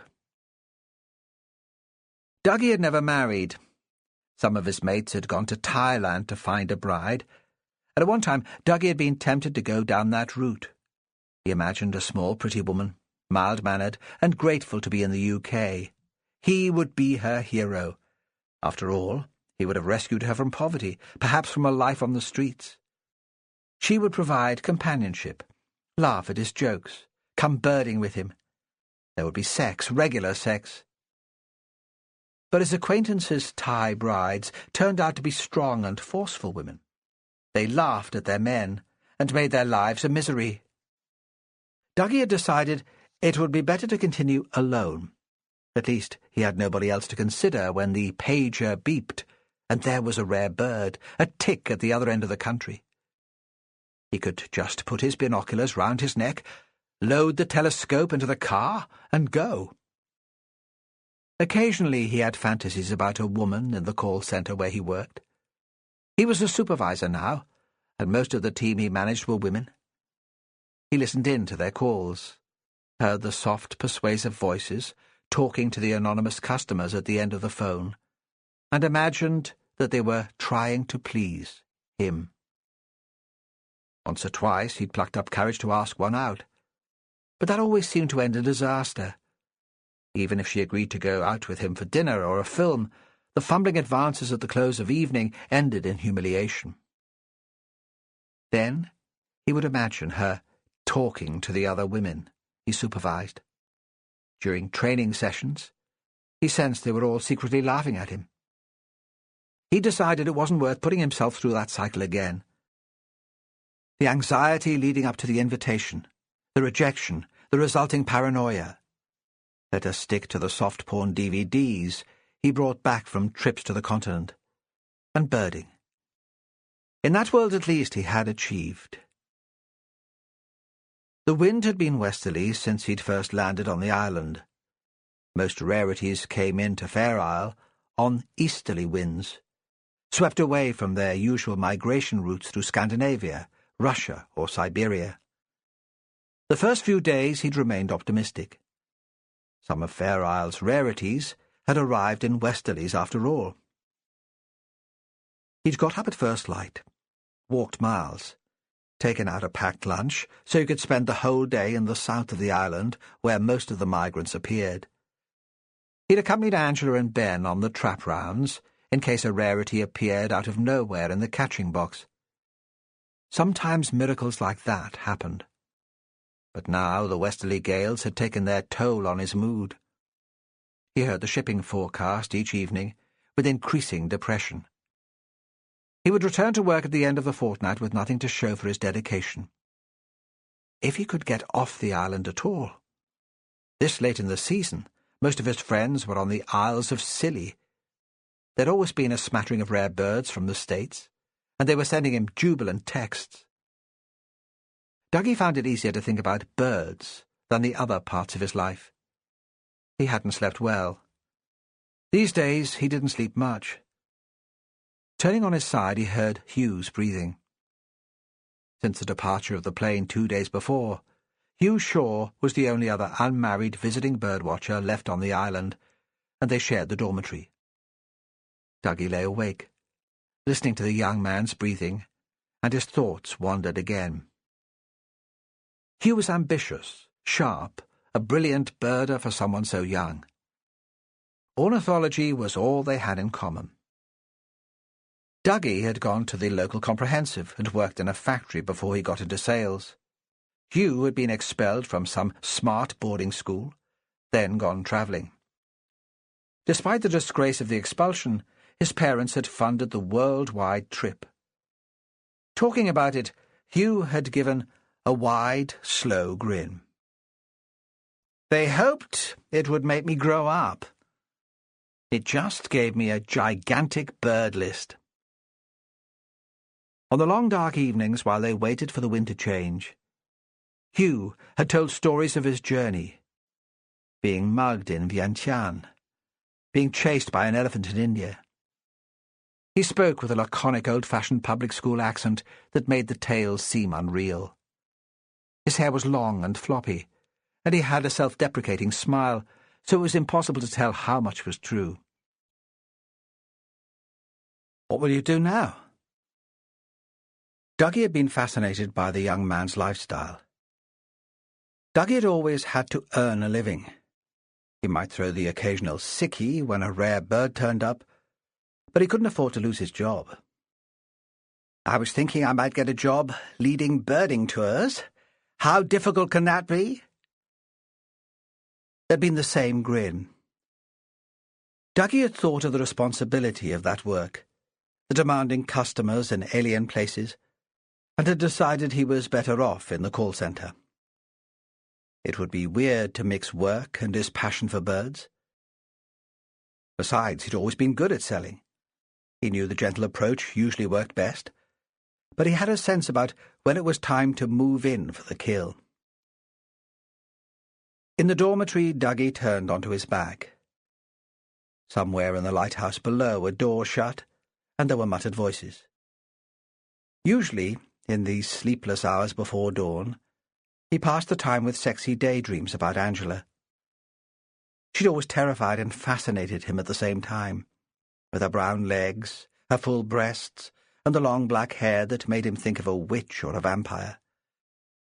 Perhaps she was one of the reasons he'd kept returning to Fair Isle. She'd said once he was the best field observer she knew, and he still remembered the remark, treasured it. Today he found no comfort in thoughts of Angela, and he was glad when his alarm clock went off. Although it rattled and jumped on the bedside cupboard, Hugh slept through the noise and stayed asleep, even when Dougie switched on the light. Dougie thought the man looked younger lying asleep in the bunk. He had long dark eyelashes. Dougie watched him surreptitiously for a moment, as if he were doing something shameful, and then he got up. The dining room was empty, though the table had been laid, and through the serving hatch you could see Jane in the kitchen. There was the smell of bacon. The islander whose engagement they'd been marking the night before was sitting at the kitchen table drinking a big mug of coffee. It crossed Dougie's mind that he could have been in the centre all night. Now the lighthouse was almost empty. There'd be plenty of room if some of the partygoers had overdone the celebrations and decided to stay over. The man looked at Dougie, stared at him, then gave a small nod. No smile. Dougie thought the islanders were all strange bastards. He helped himself to a bowl of cereal. Jane walked through the dining room and rang the bell to let people know the meal was ready. John and Sarah Fowler came in almost immediately. Dougie didn't really understand what they were doing in the centre. Everyone had heard of John Fowler. He'd been a big twitcher in his day.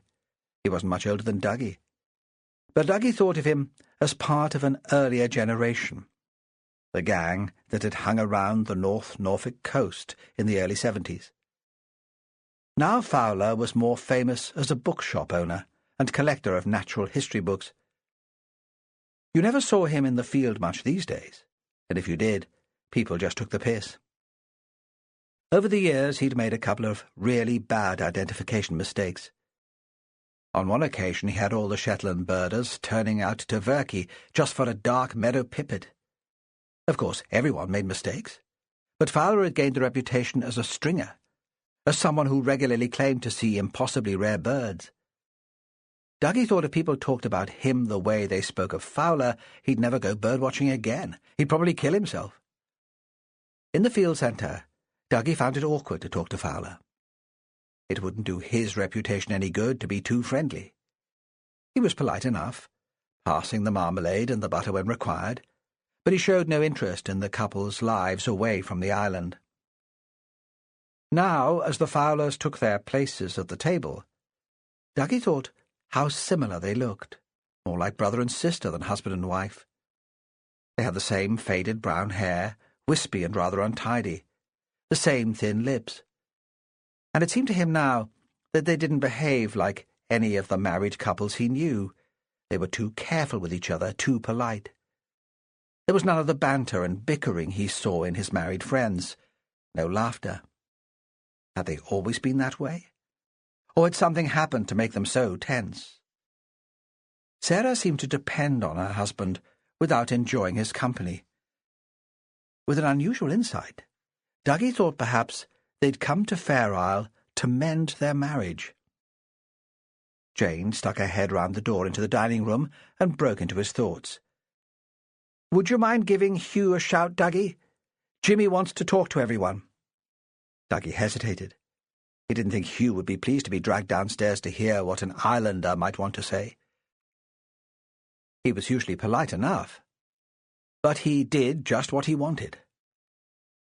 "Please, Dougie." Jane had a way of speaking that made you respond immediately. Jimmy Perez sat with them, but he didn't start talking until they'd finished eating. He didn't do anything. He just sat, watching and listening. Although Dougie had seen him the evening before at the party, he only recognized him now. He remembered meeting Perez when the man had worked occasionally on the boat. He'd always been quiet, dark-haired and dark-skinned like the skipper. Dougie usually came into the island on the mailboat. It was how he'd come into the island that first time, the summer he'd found the flycatcher. Just one table had been laid up, so they all sat together. Jane was the only member of field centre staff present, and Dougie thought that was odd. Where were Morris and Ben? Perhaps because Perez was there, a silent observer, the conversation was stilted. Nobody asked why the man was with them, or what he wanted. Even Hugh, who usually managed to keep the conversation going, didn't have much to say. It was a relief to them all when Perez stood up to speak. He was strangely formal.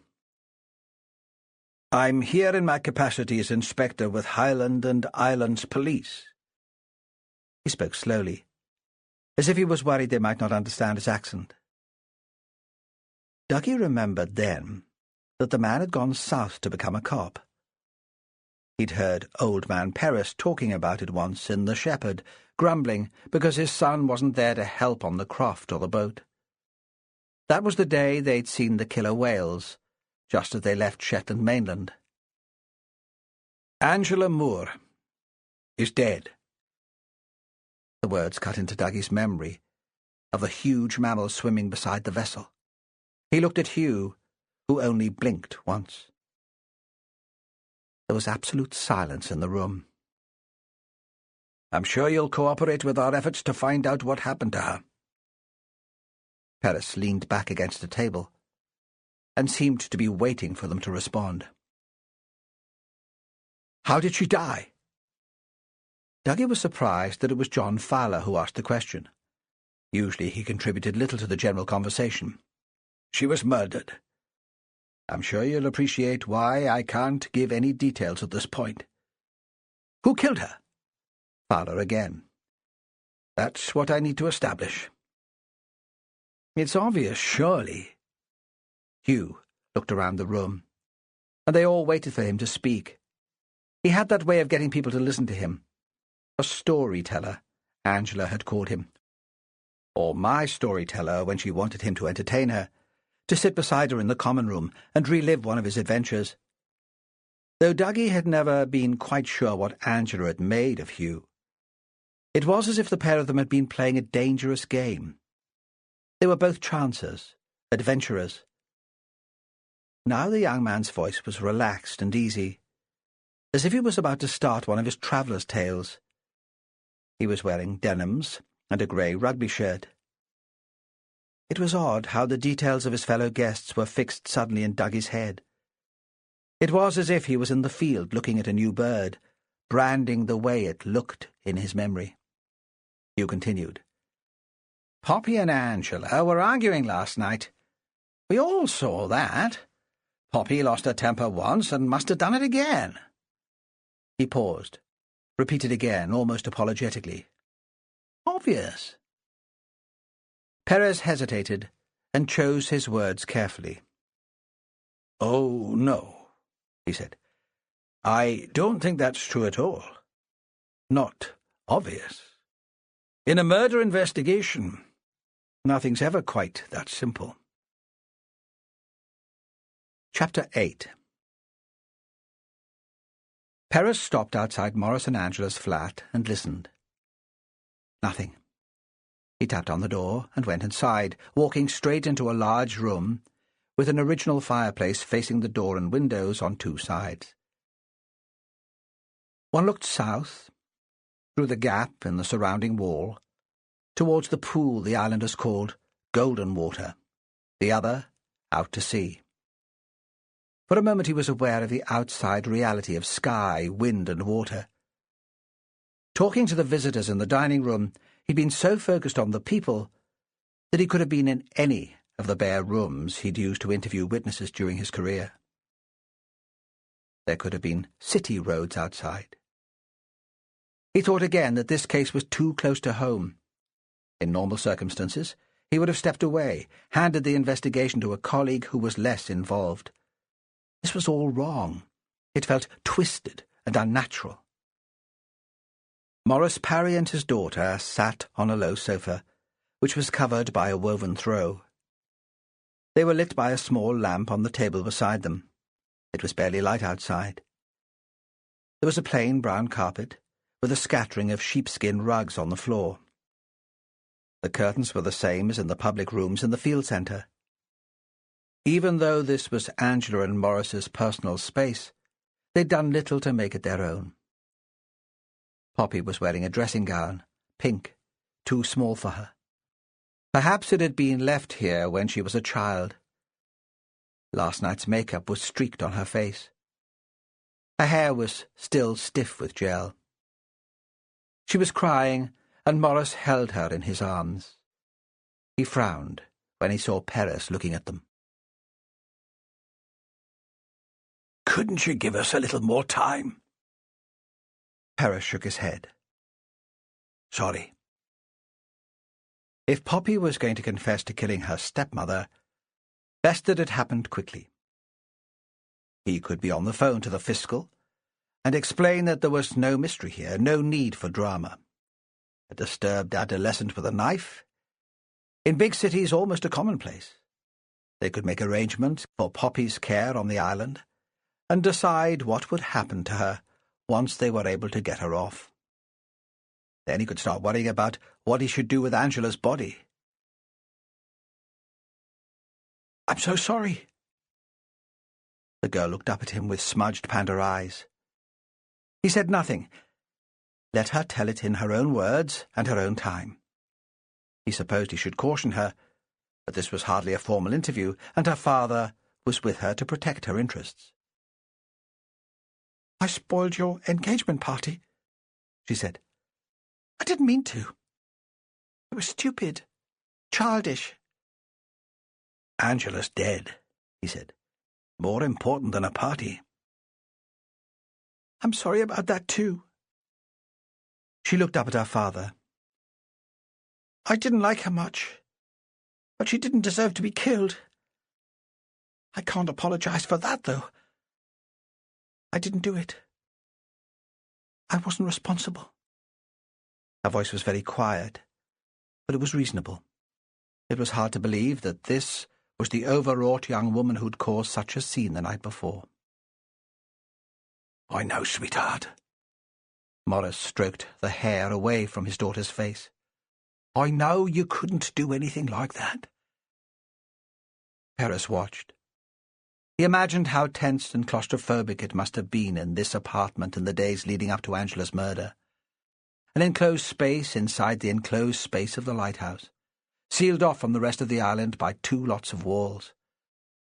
And inside, 3 people tied by family, but pulled apart by opposing desires and needs.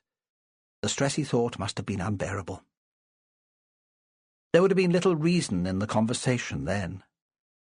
His mind flicked again to the child who would soon be his stepchild. Fran's daughter Cassie was 6 and having a holiday with her father now. Would Perez still be able to love her if she was a large, awkward teenager? "Did Angela want children?"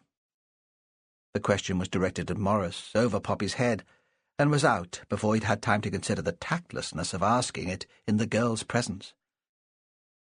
"No. I explained earlier. She wasn't the maternal type. Far too selfish." Morris looked up at Perez and gave a little smile. "I still thought of her as a child herself. A brilliant, adorable, precocious child."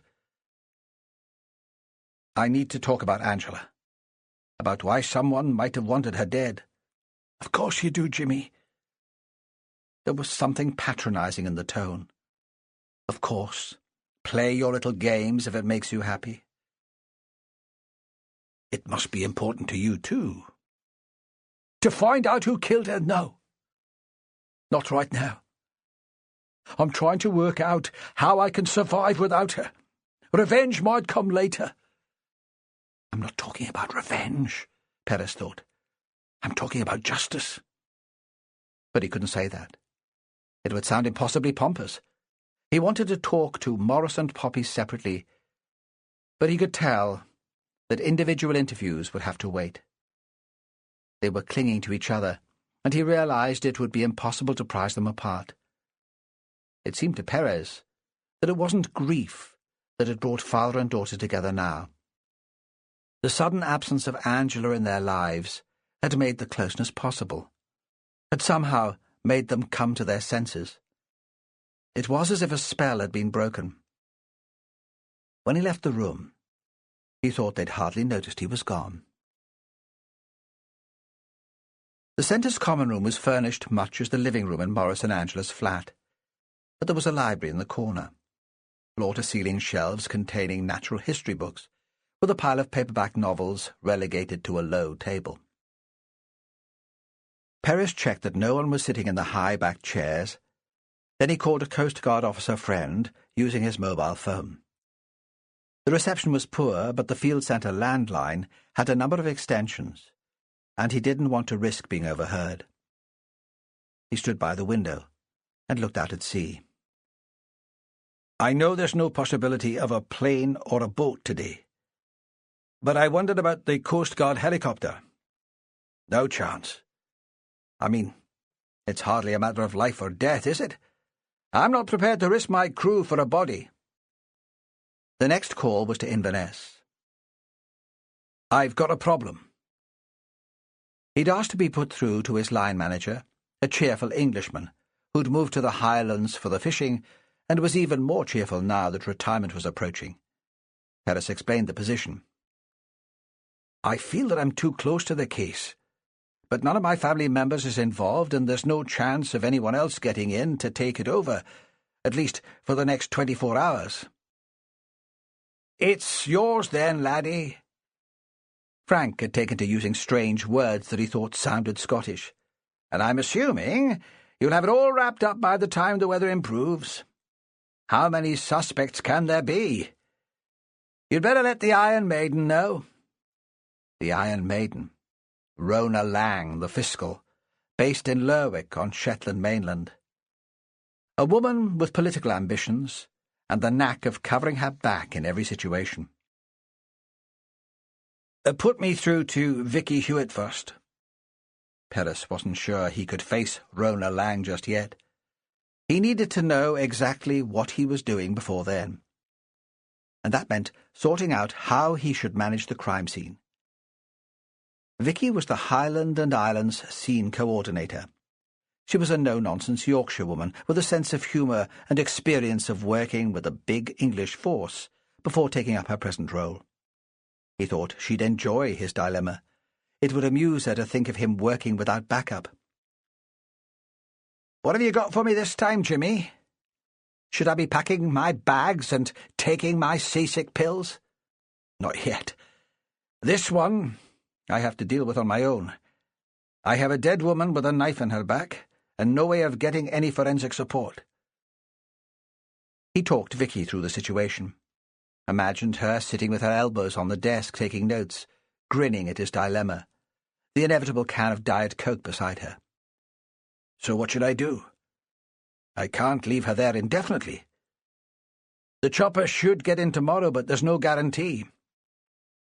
Remember your latest crime scene management training, Jimmy?" She'd led the refresher course, one of the few he'd felt it worth travelling south for. "What do you think you should do first?" "Take photographs," he said. "Lots of photographs. Even more important, if we can't get the experts in straight away." He knew she was teasing, but didn't care. "What about the body?" "Bag it up carefully and put it somewhere cold. Has anyone on the island got a walk-in chiller or a big fridge?" "There'll be folk with freezers." "No," she said. "A freezer won't do. We don't want ice crystals in the body. If you don't have a full-size fridge, put her in an outhouse, somewhere watertight, where you can keep her cool." As he pressed the button on his mobile at the end of the conversation, he wondered where he'd find a bag big enough to take the body of a fit young woman. Rona Lang's secretary put him through to her immediately. Rona demanded efficiency and usually got it. "Yes?" The fiscal was in her 50s, immaculate, dressed like the Edinburgh lawyer she had once been. He could picture her sitting at her desk. "I thought you were on leave, Inspector. Visiting your parents." That was the other thing about Rona. She seemed to have spies everywhere. "There's been a murder." "Where?" Her voice was measured. He'd never heard her express shock. "Here, on the Isle." "You're like the angel of death, Inspector. Violence seems to follow you around. First Wolsey, now Fair Isle." Perez thought that was unfair. His colleague Sandy Wilson had found the body in Wolsey. "The victim's a young woman," he said. "The warden of the Fair Isle Field Centre. I'd met her, but I didn't know her well. As I'm here, and there's no chance of the Inverness team getting in, I think I can run the investigation without a conflict of interest." "Your victim is Angela Moore?" Her voice was sharp. "She's a television celebrity. They seem to wheel her out to talk about everything from Shetland wind farms to the decline of the tiger. There'll be press interest. If they get to hear about it. Don't be naive, Inspector. Someone will already have tried to sell the story to the national press. One of the islanders, or one of the guests. This has to be sorted out quickly. By the time the weather clears and the reporters can fly in, we need to have made an arrest. His last call was to Fran. In Springfield, Radio 4 was playing in the background. He recognized Kate Adie, and from our own correspondent. That would be something else she and Mary would have in common. Both women had it on all day, a background to their work. "I'm so sorry." He realized he'd repeated almost exactly the words and the inflection of Poppy's words to him. "I didn't bring you all the way to Fair Isle just to abandon you." "It's work. Nothing you could do." "What have you been up to?" At home, she could occupy herself for hours on her own with her drawings and her painting. She had a concentration that he found enviable. He was too easily distracted. But he didn't think she'd be able to work with his parents around. Mary would want to chat and be full of questions. Perhaps that's where my curiosity comes from, he thought. I'm nosy just like my mother. I asked Mary to teach me to use the knitting machine. I've always wanted to learn. It's not nearly as easy as it looks. She laughed. Suddenly, he felt as if he was as far away from her as when she was visiting her parents in London, and he was left behind in Lerwick. It was hard to believe they were only separated by a couple of miles. "I'll make sure I'm home for supper," he said. "Will it all be over by then?" "I don't know. It seemed very simple. Now, I'm not sure." Chapter 9. Jane heard Perez talking in the common room while she was laying the tables for lunch. Despite herself, she tried to hear what he was saying, but she couldn't make out the words. She couldn't even tell to whom he was talking. She thought she would have to tell him about that last conversation with Angela. In a place like this, there were no secrets. Someone would inform Perez that Angela had threatened not to renew her contract. Morris, for example, would say anything to protect his daughter. It was best coming from Jane herself. The smell of baking bread seeped out of the kitchen, reassuringly normal. Lunch would be soup and rolls, oatcakes and cheese, scones and cakes. Today they needed comfort food. It was 11:30. There was time to talk to Perez before she had to serve it. She tapped on the common room door and looked inside. Perez was on his own, his mobile in his hand. He'd finished the conversation and seemed preoccupied. She followed his gaze out of the window.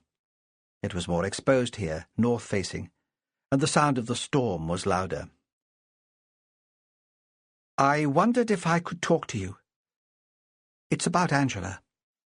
"Of course." It seemed something of an effort for him to drag his thoughts back to the present.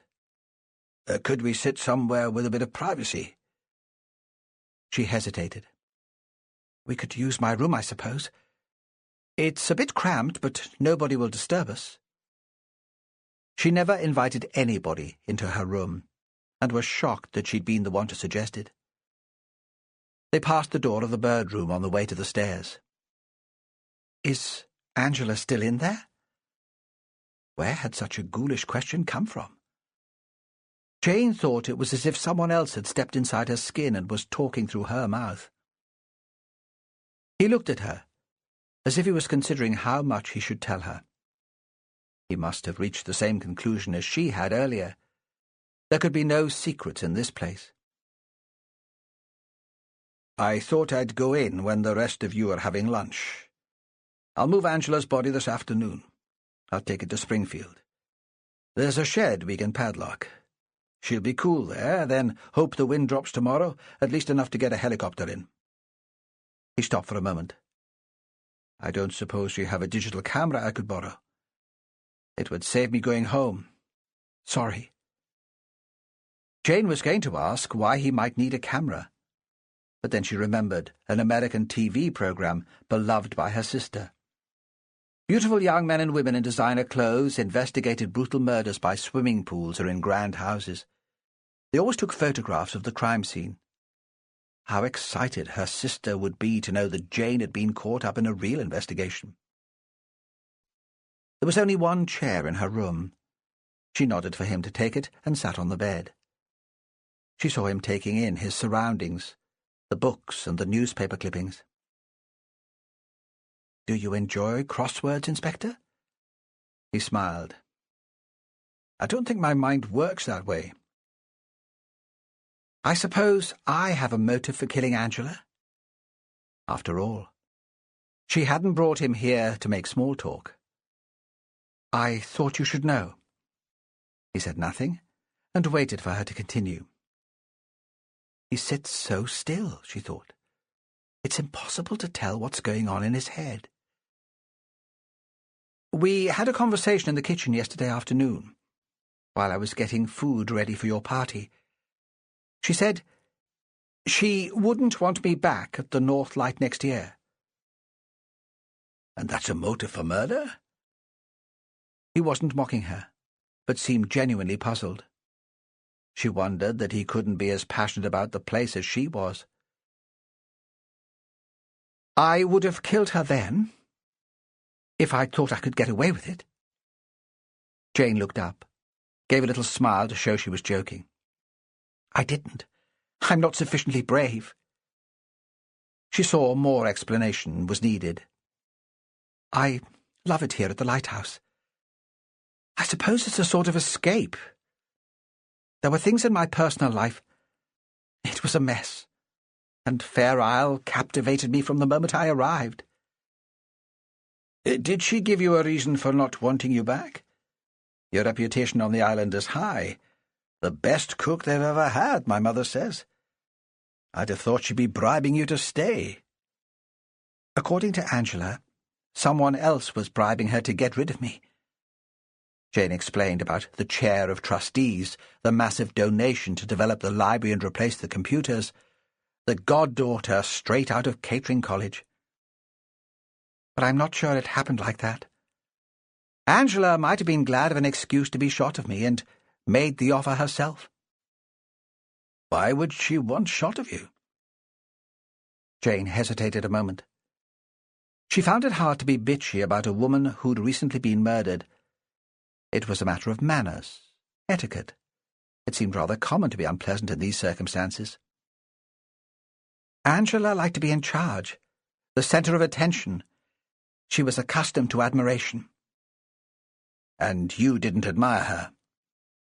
"I'm sure she was a very good scientist." "But?" "I didn't like her as a person. She was capricious, willful, determined to get her own way.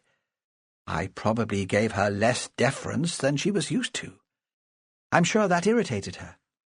After all, I'm only the domestic help. When the chair of trustees mentioned the possibility of finding a job here for his goddaughter, she'd have seen it as a good way of finding someone more biddable to take my place, someone who owed her a favour." "I didn't really know her," Perez said, "though I've seen her on television, of course." "How did you think she came across?" Jane realized she was very interested in the inspector's opinion. He was a man whose judgment she'd trust. He thought for a moment, and it seemed as if he would refuse to commit himself. "It was very charming," he said at last, "but only while the camera was running. I was never really convinced by it. She always seemed rather miserable to me." It was the last thing she would have expected. During lunch she was aware of his absence, imagined him in the bird room. How would Angela look now? Just the same as when Ben Catchpole had found her? How soon did a corpse begin to decay, to look not entirely human? Jane had seen the body when Ben had called out to her, and the feathers woven into the hair had seemed to her grotesque, a bizarre show. Before she began to serve the meal, Fran Hunter arrived, blown in, it seemed, from another world, a reminder that life was continuing outside the solid field centre walls. She had a camera round her neck and a small rucksack on her back. She'd arrived in Liochwilly's truck and immediately joined Perez. Jane supposed that he'd summoned her to bring what he needed to record the crime scene and take Angela's body away. In the dining room, conversation was desultory. Again, Morris and Poppy stayed away, though Ben ate with them. Jane thought that all the people there wanted to talk about the murder, to enjoy the drama, share scraps of gossip about the dead woman. But no one could bring himself to start the discussion for fear of appearing callous. Jane wanted to give them permission to do it. Come on, we all know she was no saint. But she was as frightened as the others of seeming unfeeling. Later, she knocked at the door of Morris's flat. He came to open it. He was dressed now, but he still hadn't shaved, and looked as he had when he'd had a bad bout of flu earlier in the year. Jane had looked after him then, too. Angela had been far too busy with the seabird ringing. She'd never even had a cold in all the time Jane had known her, and had no sympathy for people who were ill. "I've brought a pan of soup," Jane said. "It'll just need heating up." He took the saucepan from her and stood in the doorway. "How's Poppy?" Jane really wanted to ask what he would do now. She presumed that he would want to leave the island as soon as the weather improved. Then she would have the place to herself, to tidy and scrub and order. The new warden would be glad of a cook who knew the ropes. "I sent her back to bed," Morris said. "She's exhausted. The shock, I suppose." He looked up at Jane. "I don't know what I'll do without Angela. I can't imagine life without her." It wasn't the sort of practical answer Jane was looking for, though she would have been happy to talk to Morris even about Angela, if that would have helped. But he shut the door without asking her into the flat, more distressed now, it seemed, than when he'd first learned his wife was dead. Jane couldn't bear the idea of spending another minute in the field centre. It wasn't just the image she created in her head of Perez in the bird room, taking his photographs, collecting his samples, moving in his quiet, precise way around the dead woman. She needed to get away from the place for a while. She felt as if she'd been indoors for weeks. The truck was parked just outside the back door, so she assumed that Fran was still in the bird room with him. Jane thought she'd walk down the island, talk to Joanne in the shop, and perhaps call in on Mary at Springfield, as long as Perez and Fran hadn't returned. The wind would be behind her, and she thought that someone would give her a lift back. Jane wouldn't want to be thought curious or ghoulish, but Mary was the closest thing to a friend that she had in Fair Isle. Outside, the wind took her breath away, but the rain had stopped, and there were flashes of sunshine, sudden spotlights on the green sea and the sodden grass. For the first time she began to wonder who could have killed Angela, to work out how it might have happened. Like everyone else, she'd assumed at first that Poppy had been responsible. But perhaps it wasn't that simple. Away from the tension and the raw emotion inside the building, it was possible to regard the murder as an intellectual puzzle. Surely her intellect was as strong as the inspector's, and she knew the people there better than he did. Angela had been right about one thing. Jane was ready for a new challenge. She imagined going to Perez and offering him the solution. She would enjoy his approval. There were a couple of people in the shop, there not to buy, Jane thought, but to talk. They were delighted to see her, of course, and much less restrained about gossiping than the residents of the North Light. "You see, there were gallons of blood. Has Jimmy arrested the child yet? What a terrible thing to happen on the Isle." Jane said very little. She understood their voraciousness and their desire for information. They were outsiders looking in at the drama. No one was suggesting, for example, that they might be murderers, but still she was restrained. She told them there had been no arrest as far as she knew. And of course, she said, everyone at the North Light was very shocked and upset. She wrapped her coat around her and went out again. The turbine blades of the windmill on the mound by the shop were spinning furiously, and the machine gave off that low, humming sound that meant the generator was storing power. The children must just have come out of school, because they were making their way down the hill, laughing and chasing, bent against the wind. There was no truck outside Springfield, no sign of Big James's car, so she opened the door and went in. Mary was standing at the kitchen table, whisking egg whites. "I hope you don't mind my turning up out of the blue," Jane said. "I just had to get away from the lighthouse." "Of course. Come in." Mary shook the egg from the whisk. "Just wait till I get this in the oven, and I'll make us some tea." She tipped caster sugar into the mixture and spooned it onto a tray. "How's Jimmy doing?" "I don't know," Jane said. "He's just getting on with it." She paused. "I suppose we're all suspects." "I worry about him," Mary said. "What must it do to a man to be mixing all the time with crime and violence? I thought he'd come back home and settle here on a croft. He always said it was what he wanted. But when Skerry was vacant, and he had the chance, he threw it away. He seems very good at what he does. He'll have a wife soon. She'll not want him away all hours, never knowing when he's getting home. I thought this week on the island would let her see what the place has to offer. Then this has to happen. If she wants him to be happy, surely she'll let him work. But what do I know? Jane thought. I'm a lonely, middle-aged woman, and my idea of happiness is a couple of weeks' spring cleaning in an empty field centre. "Ah," Mary's voice was impatient. "We all start off thinking we can change our men. It never happens that way." Suddenly there was a thunderous knocking on the door. Mary stood white and shocked, her hand resting on the kettle. She looked at Jane. The banging continued. "Come in!" Mary shouted. "Whoever you are, stop that noise and come in!" The door was flung open. "My God, man, whatever is the matter?" It was Dougie Barr, flushed from running. His coat was flapping open, and his telescope was still on its tripod. Hanging from the strap on his shoulder, his binoculars hung round his neck. I need to use your phone." The words came out in a pant. "My mobile's not working. No reception." "What's happened?" Jane imagined another body. Her mind was racing. "I have to call the lighthouse." He saw they were staring at him. "There's a bird in the South Harbour. Trumpeter swan.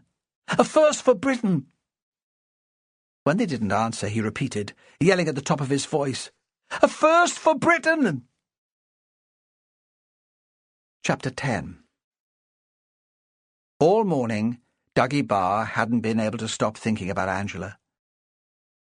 Images of her swam in and out of his head. Of course, he'd seen her on the television before he'd met her. She'd been famous before she married Morris, and was appointed as warden of the field centre, one of the new wave of young people brought in to present wildlife programmes, employed to make natural history more sexy and pull in a fresh audience. Dougie understood what they were doing. He knew about selling.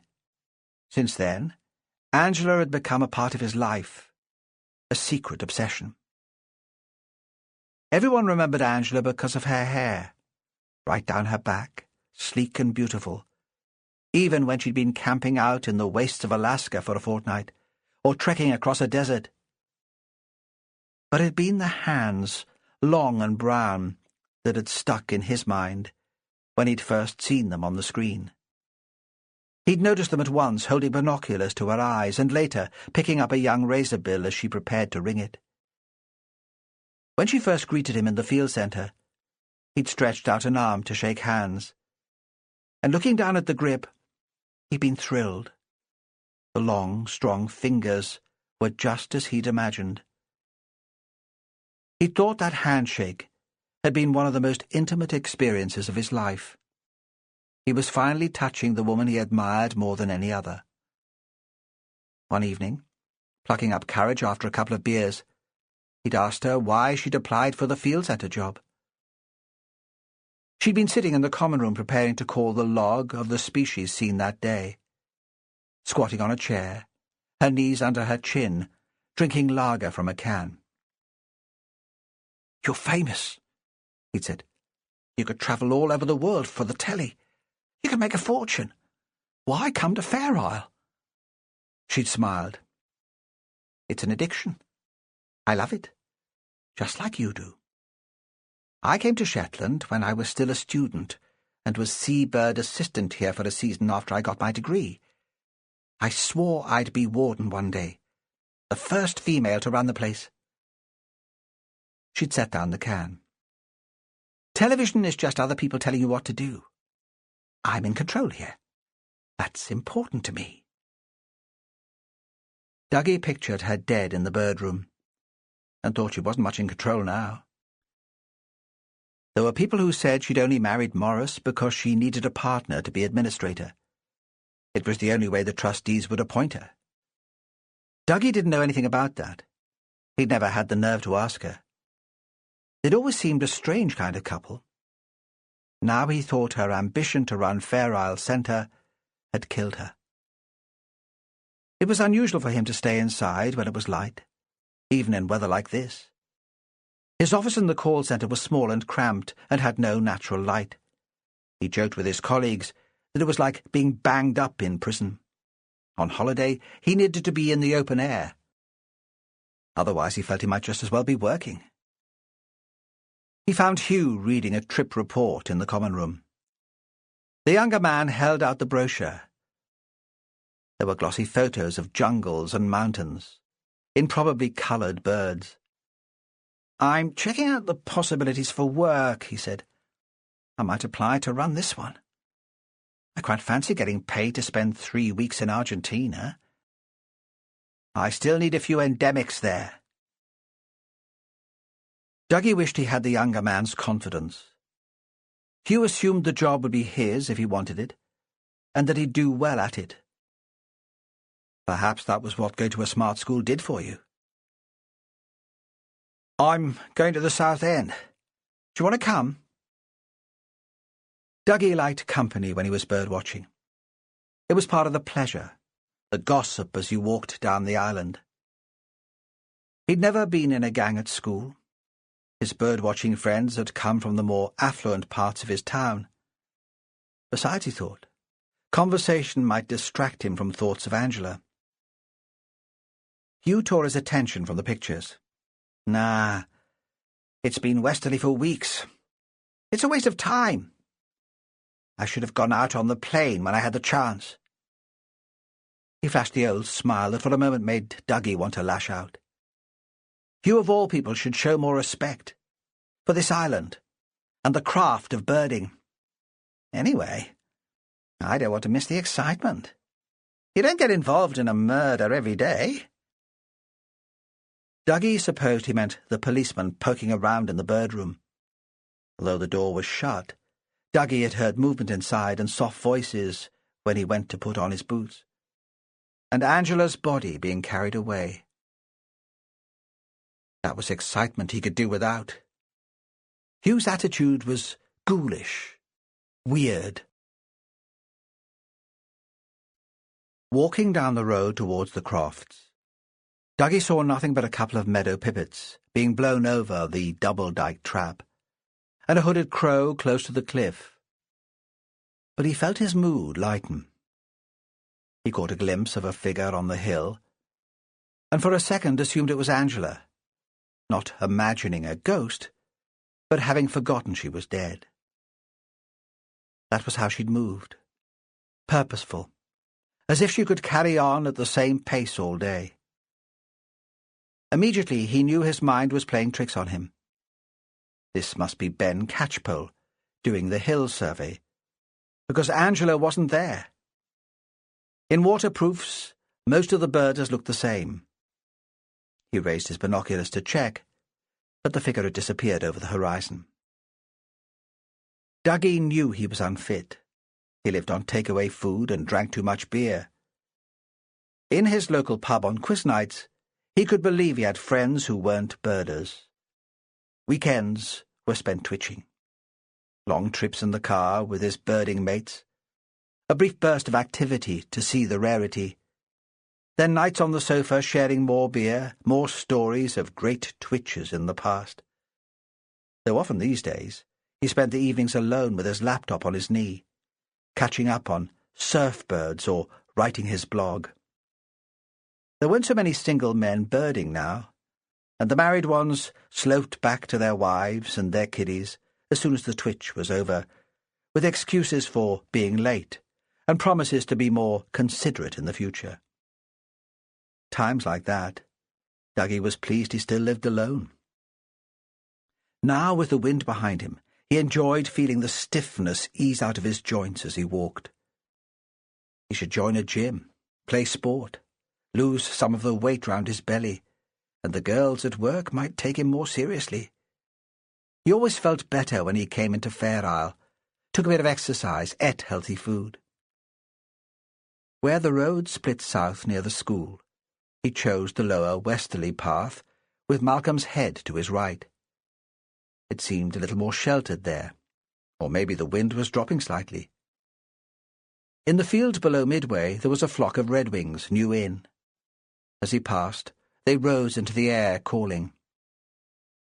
The sight of the birds lifted his spirits again. They'd reached the island within the last 24 hours. No reason why something rarer shouldn't be with them. He started to run through the possibilities in his mind. More daydreams.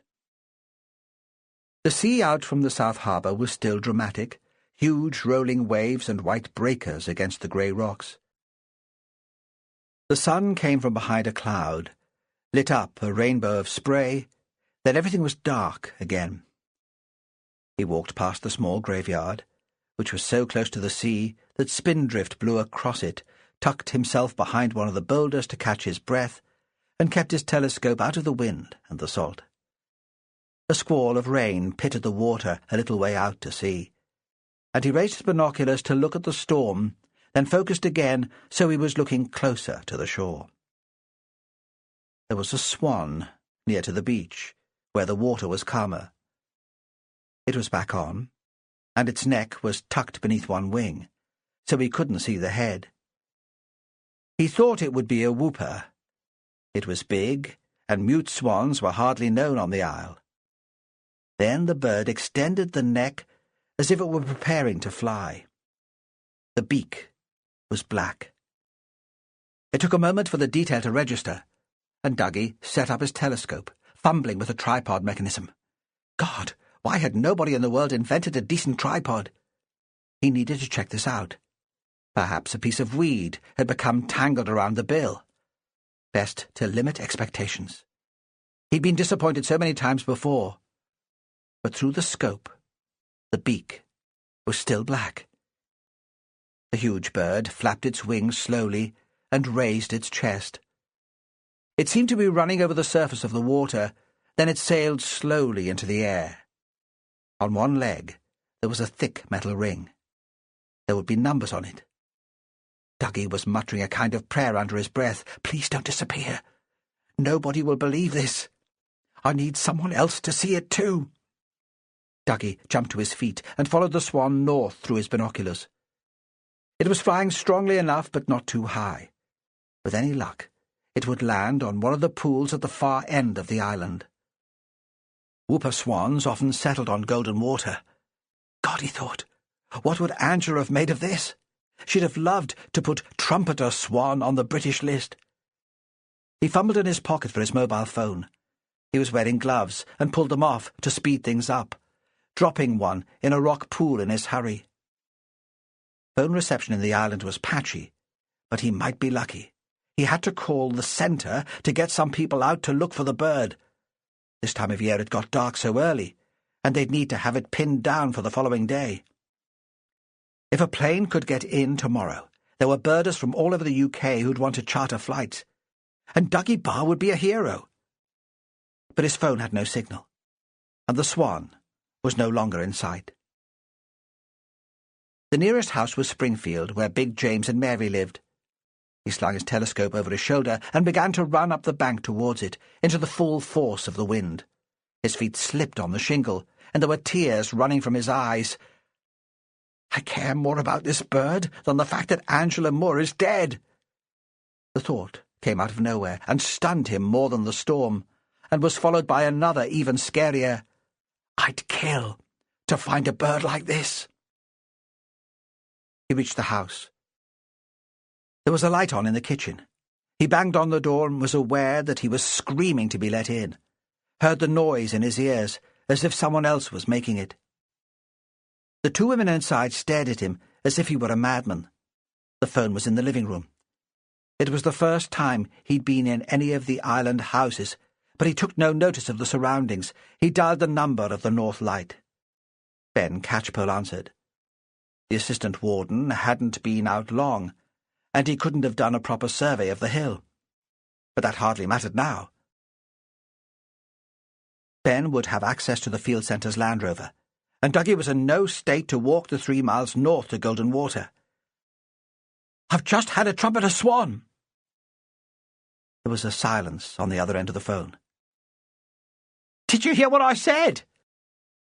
Dougie was tempted to swear, but knew the women in the kitchen were listening. He couldn't understand the lack of excitement, the lack of urgency. Still no answer. "Can you pick me up? It flew north. It could be on Golden Water, and tell the others.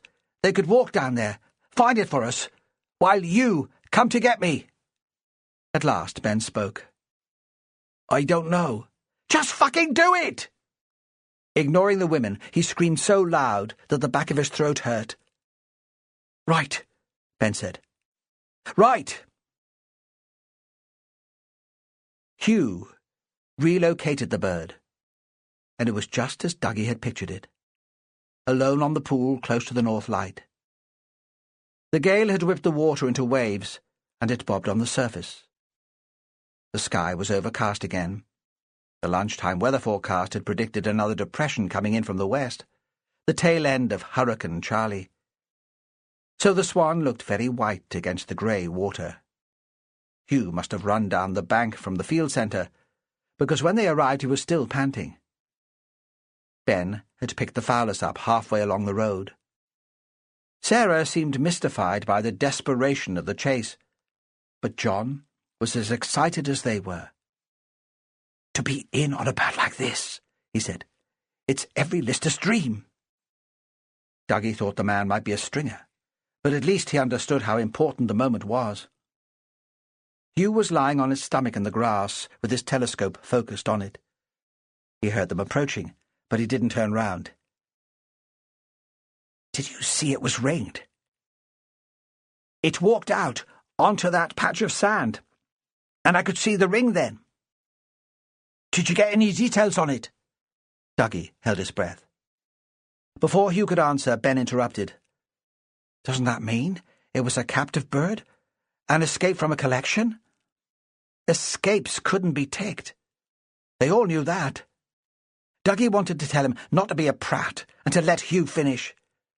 How did someone as stupid as Ben Catchpole get to be assistant warden on Fair Isle? Because he had a degree, Dougie thought, because he talked nicely and would be polite to the visitors. Now Hugh did turn round, and his grin lit up his face. This was no captive bird. That's a USGS band. You can read the unique number through the scope. The swan was ringed in the wild in the States, and we'll find out the date and the exact location of its ringing. There's no doubt about this one, Dougie. Congratulations, you jammy bastard. Later, as he bounced along the track to the North Light in the back of the Land Rover, Dougie found himself resenting Angela. He would never have thought it possible. She'd been important to him for so long. But this was the biggest find of his life, and he wasn't going to be able to celebrate.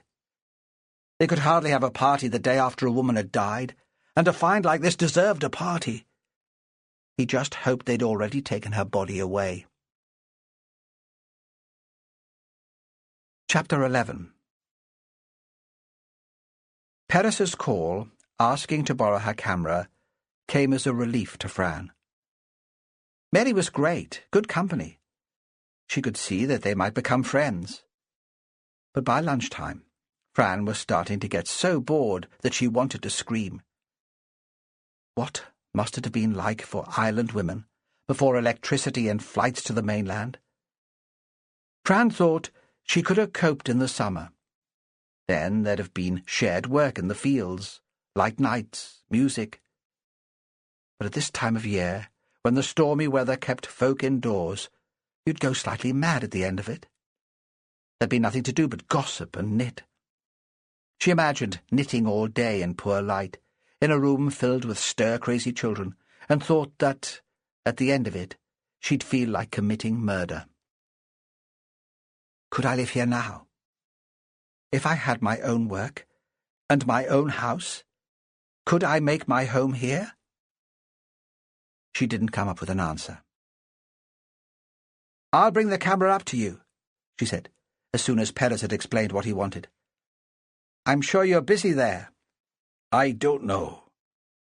He was thinking rules. She could tell. Procedures. He was a great one for going by the book. "Please, Jimmy." He must have heard the desperation in her voice. "Okay then, but could you come up in Leo Willie's truck? Mum will arrange it for you. You could take Dad's car back. And there's a big roll of polythene at the back of the shed at home. The new bedroom carpet was delivered in it. Could you bring that too?" "Sure," she said. "Sure." No questions. She always asked too many questions, and she didn't want to give him time to change his mind. She loved driving the truck up the island towards the North Light. The vehicle was so eaten away by rust that it was hard to believe it would go at all. But perched in the cab, she felt as she'd done as a child on a fairground ride. There was the same engine noise and smell of diesel, and she had a new perspective on the landscape around her. There was a joyous sense, too, that she was playing truant. She was such a kid. Perez was waiting for her. "The keys are in Dad's car," he said. "You'd better get straight back." "Jimmy, you shouldn't be here," he said. "I could help. Hold things, take notes. Everyone else here is a suspect. You know I couldn't have killed the woman. I wouldn't get in the way." She could tell she was wheedling, like Cassie on a bad day, and was certain he'd send her away. But he relented. Perhaps this was such an unusual situation that rules weren't so important. Perhaps he felt isolated in the field centre, where everyone was English and he was like an imposter in his own land. And she was a much better photographer than he was. "I'll need to phone the fiscal and check that it's okay. I couldn't do anything to prejudice a possible case." He left her standing in the lobby, unlocked the birdroom door and went inside. She realized he would feel awkward, talking to the fiscal in front of her. She wondered if he would stretch the truth. Would he tell the woman he couldn't possibly manage without an assistant? He wouldn't want Fran to hear him lying. She imagined him standing next to the body of Angela Moore, conducting a normal conversation with Rona Lang, and wondered how he could do that. Did she really want to work with him after all? She'd seen a dead woman before, and the sight had haunted her for weeks. Perhaps Perez had only been trying to protect her. The door opened. "Are you sure about this?" As if he'd been tuned in to her doubts. She nodded. This was his work, and she wanted to be involved in it. She wouldn't have another chance. He stood aside to let her in and locked the door behind them. She looked at the figure as if Angela were a subject for a painting. It would be a big canvas, because this was a strong woman. There was the texture of the hair, the muscular shoulders, the handle of the knife, smooth, cream-coloured, in contrast to the hair. The long bony hands had already looked skeletal, lying on the desk. The strange arrangement of feathers resting on the head. The piece of art could be a collage, Fran thought, glorious and three-dimensional. What's going on with the feathers? I don't know, Perez said. They must have been arranged after death, I think. But I haven't a clue why. It makes her look like a child who's been dressing up. Do you think so? Perez seemed surprised. The first thought that came into my head was that they look like those silly hats smart women wear to Ascot. Then I wondered if they might be sending a message, something about cowardice, maybe. Didn't women hand out white feathers to men who wouldn't sign up to fight in the First World War? Fran thought that seemed too elaborate, too preachy. This was about decoration. Were the feathers already in the room? I don't know, Perez said. Something else to check. What about the knife? It was hers. Morris said she brought it back from one of her trips abroad, India, I think. Apparently she used it to cut a net if a bird got caught while she was trapping. She kept it in her belt when she was out, otherwise here in the bird room. The assistant warden said it was always very sharp. She bit her nails, Fran said. Strange. You expect nervous people to bite their nails, and she didn't come across that way at all. She looked up at him. Does that mean they won't find anything under them? He shrugged. They'll take samples at the PM. We don't have the facility to do it here, and we can't leave the body here in the centre for another night. It would mean me camping out outside the door to make sure no one tampers with her. Besides, I need to get her somewhere a bit cooler. The radiator's switched off here now, but it was on all night. Angela would have been the person to switch off the generator before she went to bed, and the room's still quite warm. What would you like me to do? She refused to play the little woman and go all squeamish on him, but suddenly she imagined the stink of decomposition and felt faint. She needed to concentrate on the practical. Take photographs, he said. Loads of photographs. Of everything here, the whole room, from as many angles as you can, and then everything in detail. Have you got gloves? She grinned, and took a thin woolen pair from her jacket pocket. Just call me Dr. Watson. Hmm? He looked at her, and she saw he was so preoccupied with his own thoughts that he hadn't understood the bad joke. Doesn't matter. She took her camera from its case and positioned herself to take the first photograph. I don't have a fingerprinting kit, he said, but I don't suppose it's important. Everyone staying in the lighthouse would have been in here at some point. It's where Angela ringed the birds, and apparently the visitors are invited to watch. Through the camera lens, she looked at the room in detail. There was the ringing equipment, a shelf of bird books, a PC and printer. There was dust on the shelf, and the floor was muggy. They haven't cleaned in here recently, she said. Not as recently as in the common room, at least. That was spotless last night. I suppose they must be allowed in here in their boots. She guessed that was Jane's job too. It seemed overwhelming to be cook and housekeeper for the whole place. No point looking for footwear impressions, then? Perez was talking almost to himself. Again, any of the staff or visitors would have had a reason to be in here, and the killer would have come straight from the party. He'd have been wearing indoor shoes and wouldn't have left a mark. He? Fran looked up from the camera. Or she, he said. She couldn't tell whether he had any idea who the murderer might be, and she didn't ask. She thought of the people who'd been at the party the night before. She'd been chatting and laughing with them. When she said goodbye, she touched them, held their hands and kissed their cheeks. One of them had stuck a knife in the back of the young woman who lay in front of them, then carefully laid feathers over her hair. She tried to imagine being so angry that she might do that. I might lash out, she thought. If someone had hurt Cassie or Jimmy, I might even kill. But afterwards, I'd come to my senses. I'd want to put things right. I'd fetch help. I couldn't stand here and watch a young woman bleed to death, knowing it was my fault. She shifted position, so she could take a photograph of the desk. Angela's head was twisted, so one cheek lay against the wood. Fran found herself looking into the staring eyes that were only partly covered by the long hair. She took the picture quickly and turned away.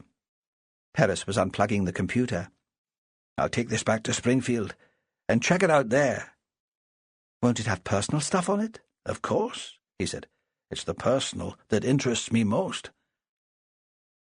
She suddenly found it slightly distasteful, his preoccupation with the private lives of dead people. He enjoyed the prying and the privileged knowledge of their domestic affairs. It was the enjoying that was the problem for her. She'd find it acceptable if he considered it a duty and a chore. She wondered if that was all she was to him, an interesting specimen and someone else to investigate. Then he caught her eye and smiled at her, a brief flash of affection. She saw him as she'd seen him first. The dark, untidy hair, the tired eyes. She felt a deep and inappropriate moment of lust, and thought everything would probably be all right. Outside in the lobby, the phone rang. She sensed Perez tense. "It won't be for you, surely," she said. "Work would use your mobile." "Angela was a bit of a media star. I'm worried Morris and Poppy Parry will start being hassled by reporters once the news gets out." He opened the bird room door, but came back when he realized Ben was already answering.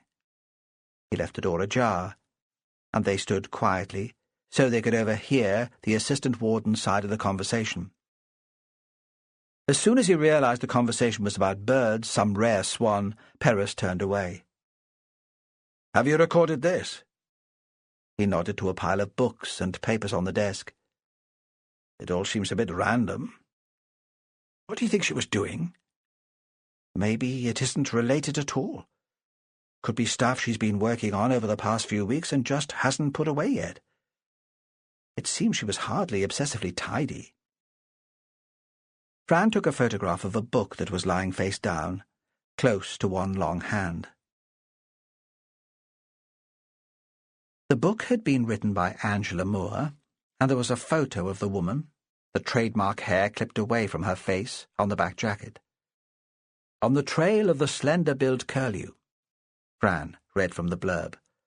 "The species everyone thought was extinct, rediscovered on the silk trail of Uzbekistan. A modern tale of adventure and exploration." She looked up at Perez. "Didn't they make a television series about that?" He looked up briefly. "Yes, it was the first program to make her famous. She led the expedition into the desert and found a small number of the birds. Soon after the series of broadcasts, she moved here to Fair Isle. It caused a bit of a stir on the island, having someone who was almost a celebrity moving in." "Why would she want to read her own book?" "I'm not sure."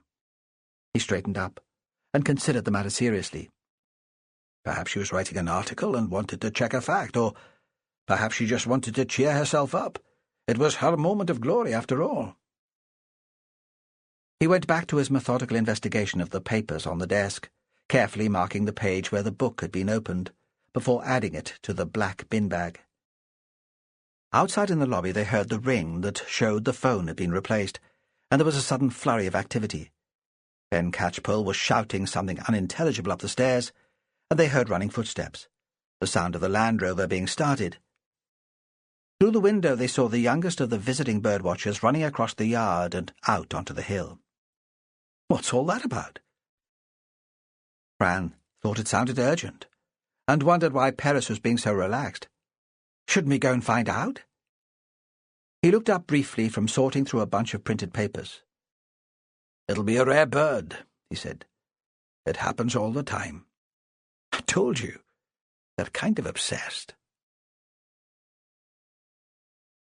Big James came to the north light to help Perez move Angela's body into the lorry. Fran was relieved.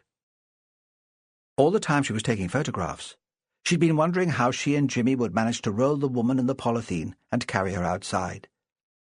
She didn't have much strength, and imagined spilling Angela on the grass among the sheep droppings and rabbit holes, the indignity of a farcical pantomime trying to maneuver her into the back of the lorry. At least with the field centre empty of guests, and Morris and Poppy hidden away in the flat, they wouldn't have an audience. But when James came, he took charge, and the whole thing was managed quickly and without drama. All Fran had to do was hold the door and let down the back of the lorry. While Perez was talking to his father, his accent changed, and she hardly understood what they were saying. Not many words were exchanged. She supposed they'd worked together before on the croft and loading the boat. James drove the lorry away, and they stood watching at the back door of the field centre. "Wait in the car," Perez said. "I need to tell Morris what's happened." She expected him to be a long time. There would surely be other questions. Perez was a meticulous investigator, but he came out very quickly. It seemed to her that he was distressed. "What happened?" "Morris was heartbroken," he said. "Much worse than when he found out that Angela was dead. I thought something new had happened to upset him, but it's the fact of her leaving the North Light. While she was in the bird room, there was still something of her there. Now he realizes that she won't be coming back. Ever." Chapter 12. On her way back to the North Light, Jane passed the lorry and the Springfield car. The vehicles were going south, in the opposite direction to her. She stood on the grass by the side of the road and saw first the lorry driven by Big James, and then Perez and Fran in the car. All three waved to her, but they didn't stop to speak, and on the island that was unusual. She waited for a moment and watched them disappear over the rise by the entrance to Seta. It came to her that Angela's body would be in the lorry, and she wondered what the woman would have thought of making such a lowly exit from the North Light. Usually it was used for carrying sheep to the boat for the abattoir. She remembered what Perez had said about Angela always appearing miserable to him. I never really knew her, Jane thought. I took against her without any real reason, and I never made the effort to understand her. Almost at the lighthouse she saw Ben Catchpole walking towards her. Even in the gloom she could make out his red hair at a distance, the only colour visible in the grey landscape. "Did you see the Swan?" she asked. "Dougie came into Springfield to use the phone while I was having tea with Mary. Such a fuss! You'd have thought someone was being murdered." She stopped herself, speaking the words just in time. "It's roosting at Golden Water." He turned and began walking back to the field centre alongside her. She realized he'd come out to find her. He was out of his depth, and she was the only person he could ask for advice. "I don't know what to do. Dougie's already put the word out on the pages. Every lister in the country will be desperate to get in to see it. While the weather's like this, we don't have to do anything." Jane could see he found the word "we" reassuring. Despite all his experience, the green activism, the doctorate, he seemed out of his depth. "We can make a decision when it clears. Perhaps by then the investigation will be over." Ben kicked a piece of shingle off the road. "Who do you think did it?" "I don't know." "She treated me like shit," he said.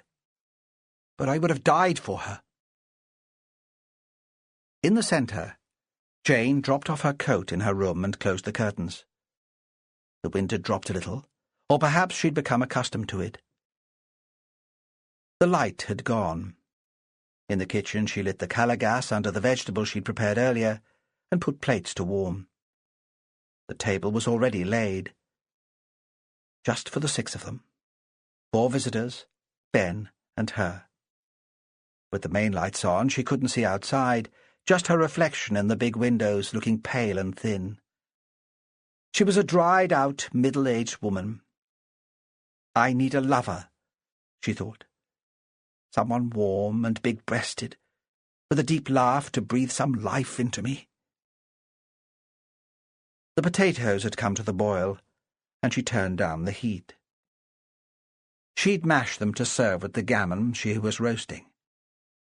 Ben was the only veggie left in the place since the last plane went, and there was a quiche left over from the party that he could have.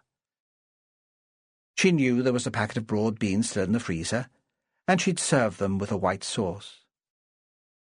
Shame the last gale had killed the parsley in the little field centre garden. But all the time she was deciding the trivial domestic details that so calmed her, she was thinking about Angela's murder. An act of anger, she thought, or revenge. She walked down the corridor that linked the kitchen to Morris's flat. Her leather shoes slapped on the tiles and echoed, so they sounded like following footsteps. She knocked at the door, and when there was no reply she went in. Morris was sitting hollow-eyed, alone in the dark. She switched on a table lamp and took a seat beside him. "Where's Poppy?" "I'm not sure," he said. She saw he couldn't care about anything. He was entirely wrapped around in his own grief. "She might be in her room." When Jane stood up to look, he called after her. "They've taken Angela away." I know." Poppy was lying on her bed watching television, an Australian soap. On the screen, 2 impossibly beautiful teenagers were lying on a sandy beach staring at each other. For a moment, Jane thought it was crass and insensitive for the girl to be engrossed in a sentimental love story while her father was so miserable. But the girl's presence wouldn't make things easier for him, and she'd never pretended to be fond of Angela. The bird watchers had been chasing all over the island after some rare bird, and that was just as inappropriate.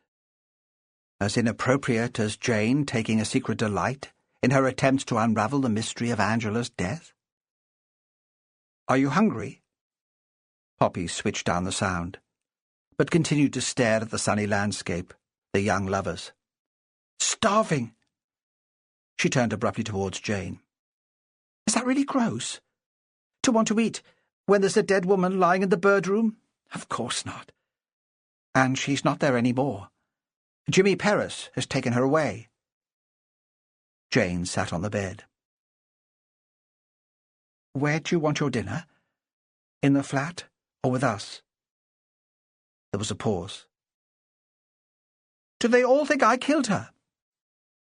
"I don't know what they think. I don't believe it was you." The soap opera ended, and the titles rolled silently towards a blue horizon. Poppy lay back on the pillow. "Could I have something here? I can't face Dad either. He keeps crying. I've never seen him cry before." "I'll bring something through." "Is there pudding too?" "Lemon meringue." "Can I have a piece?" Jane smiled and nodded.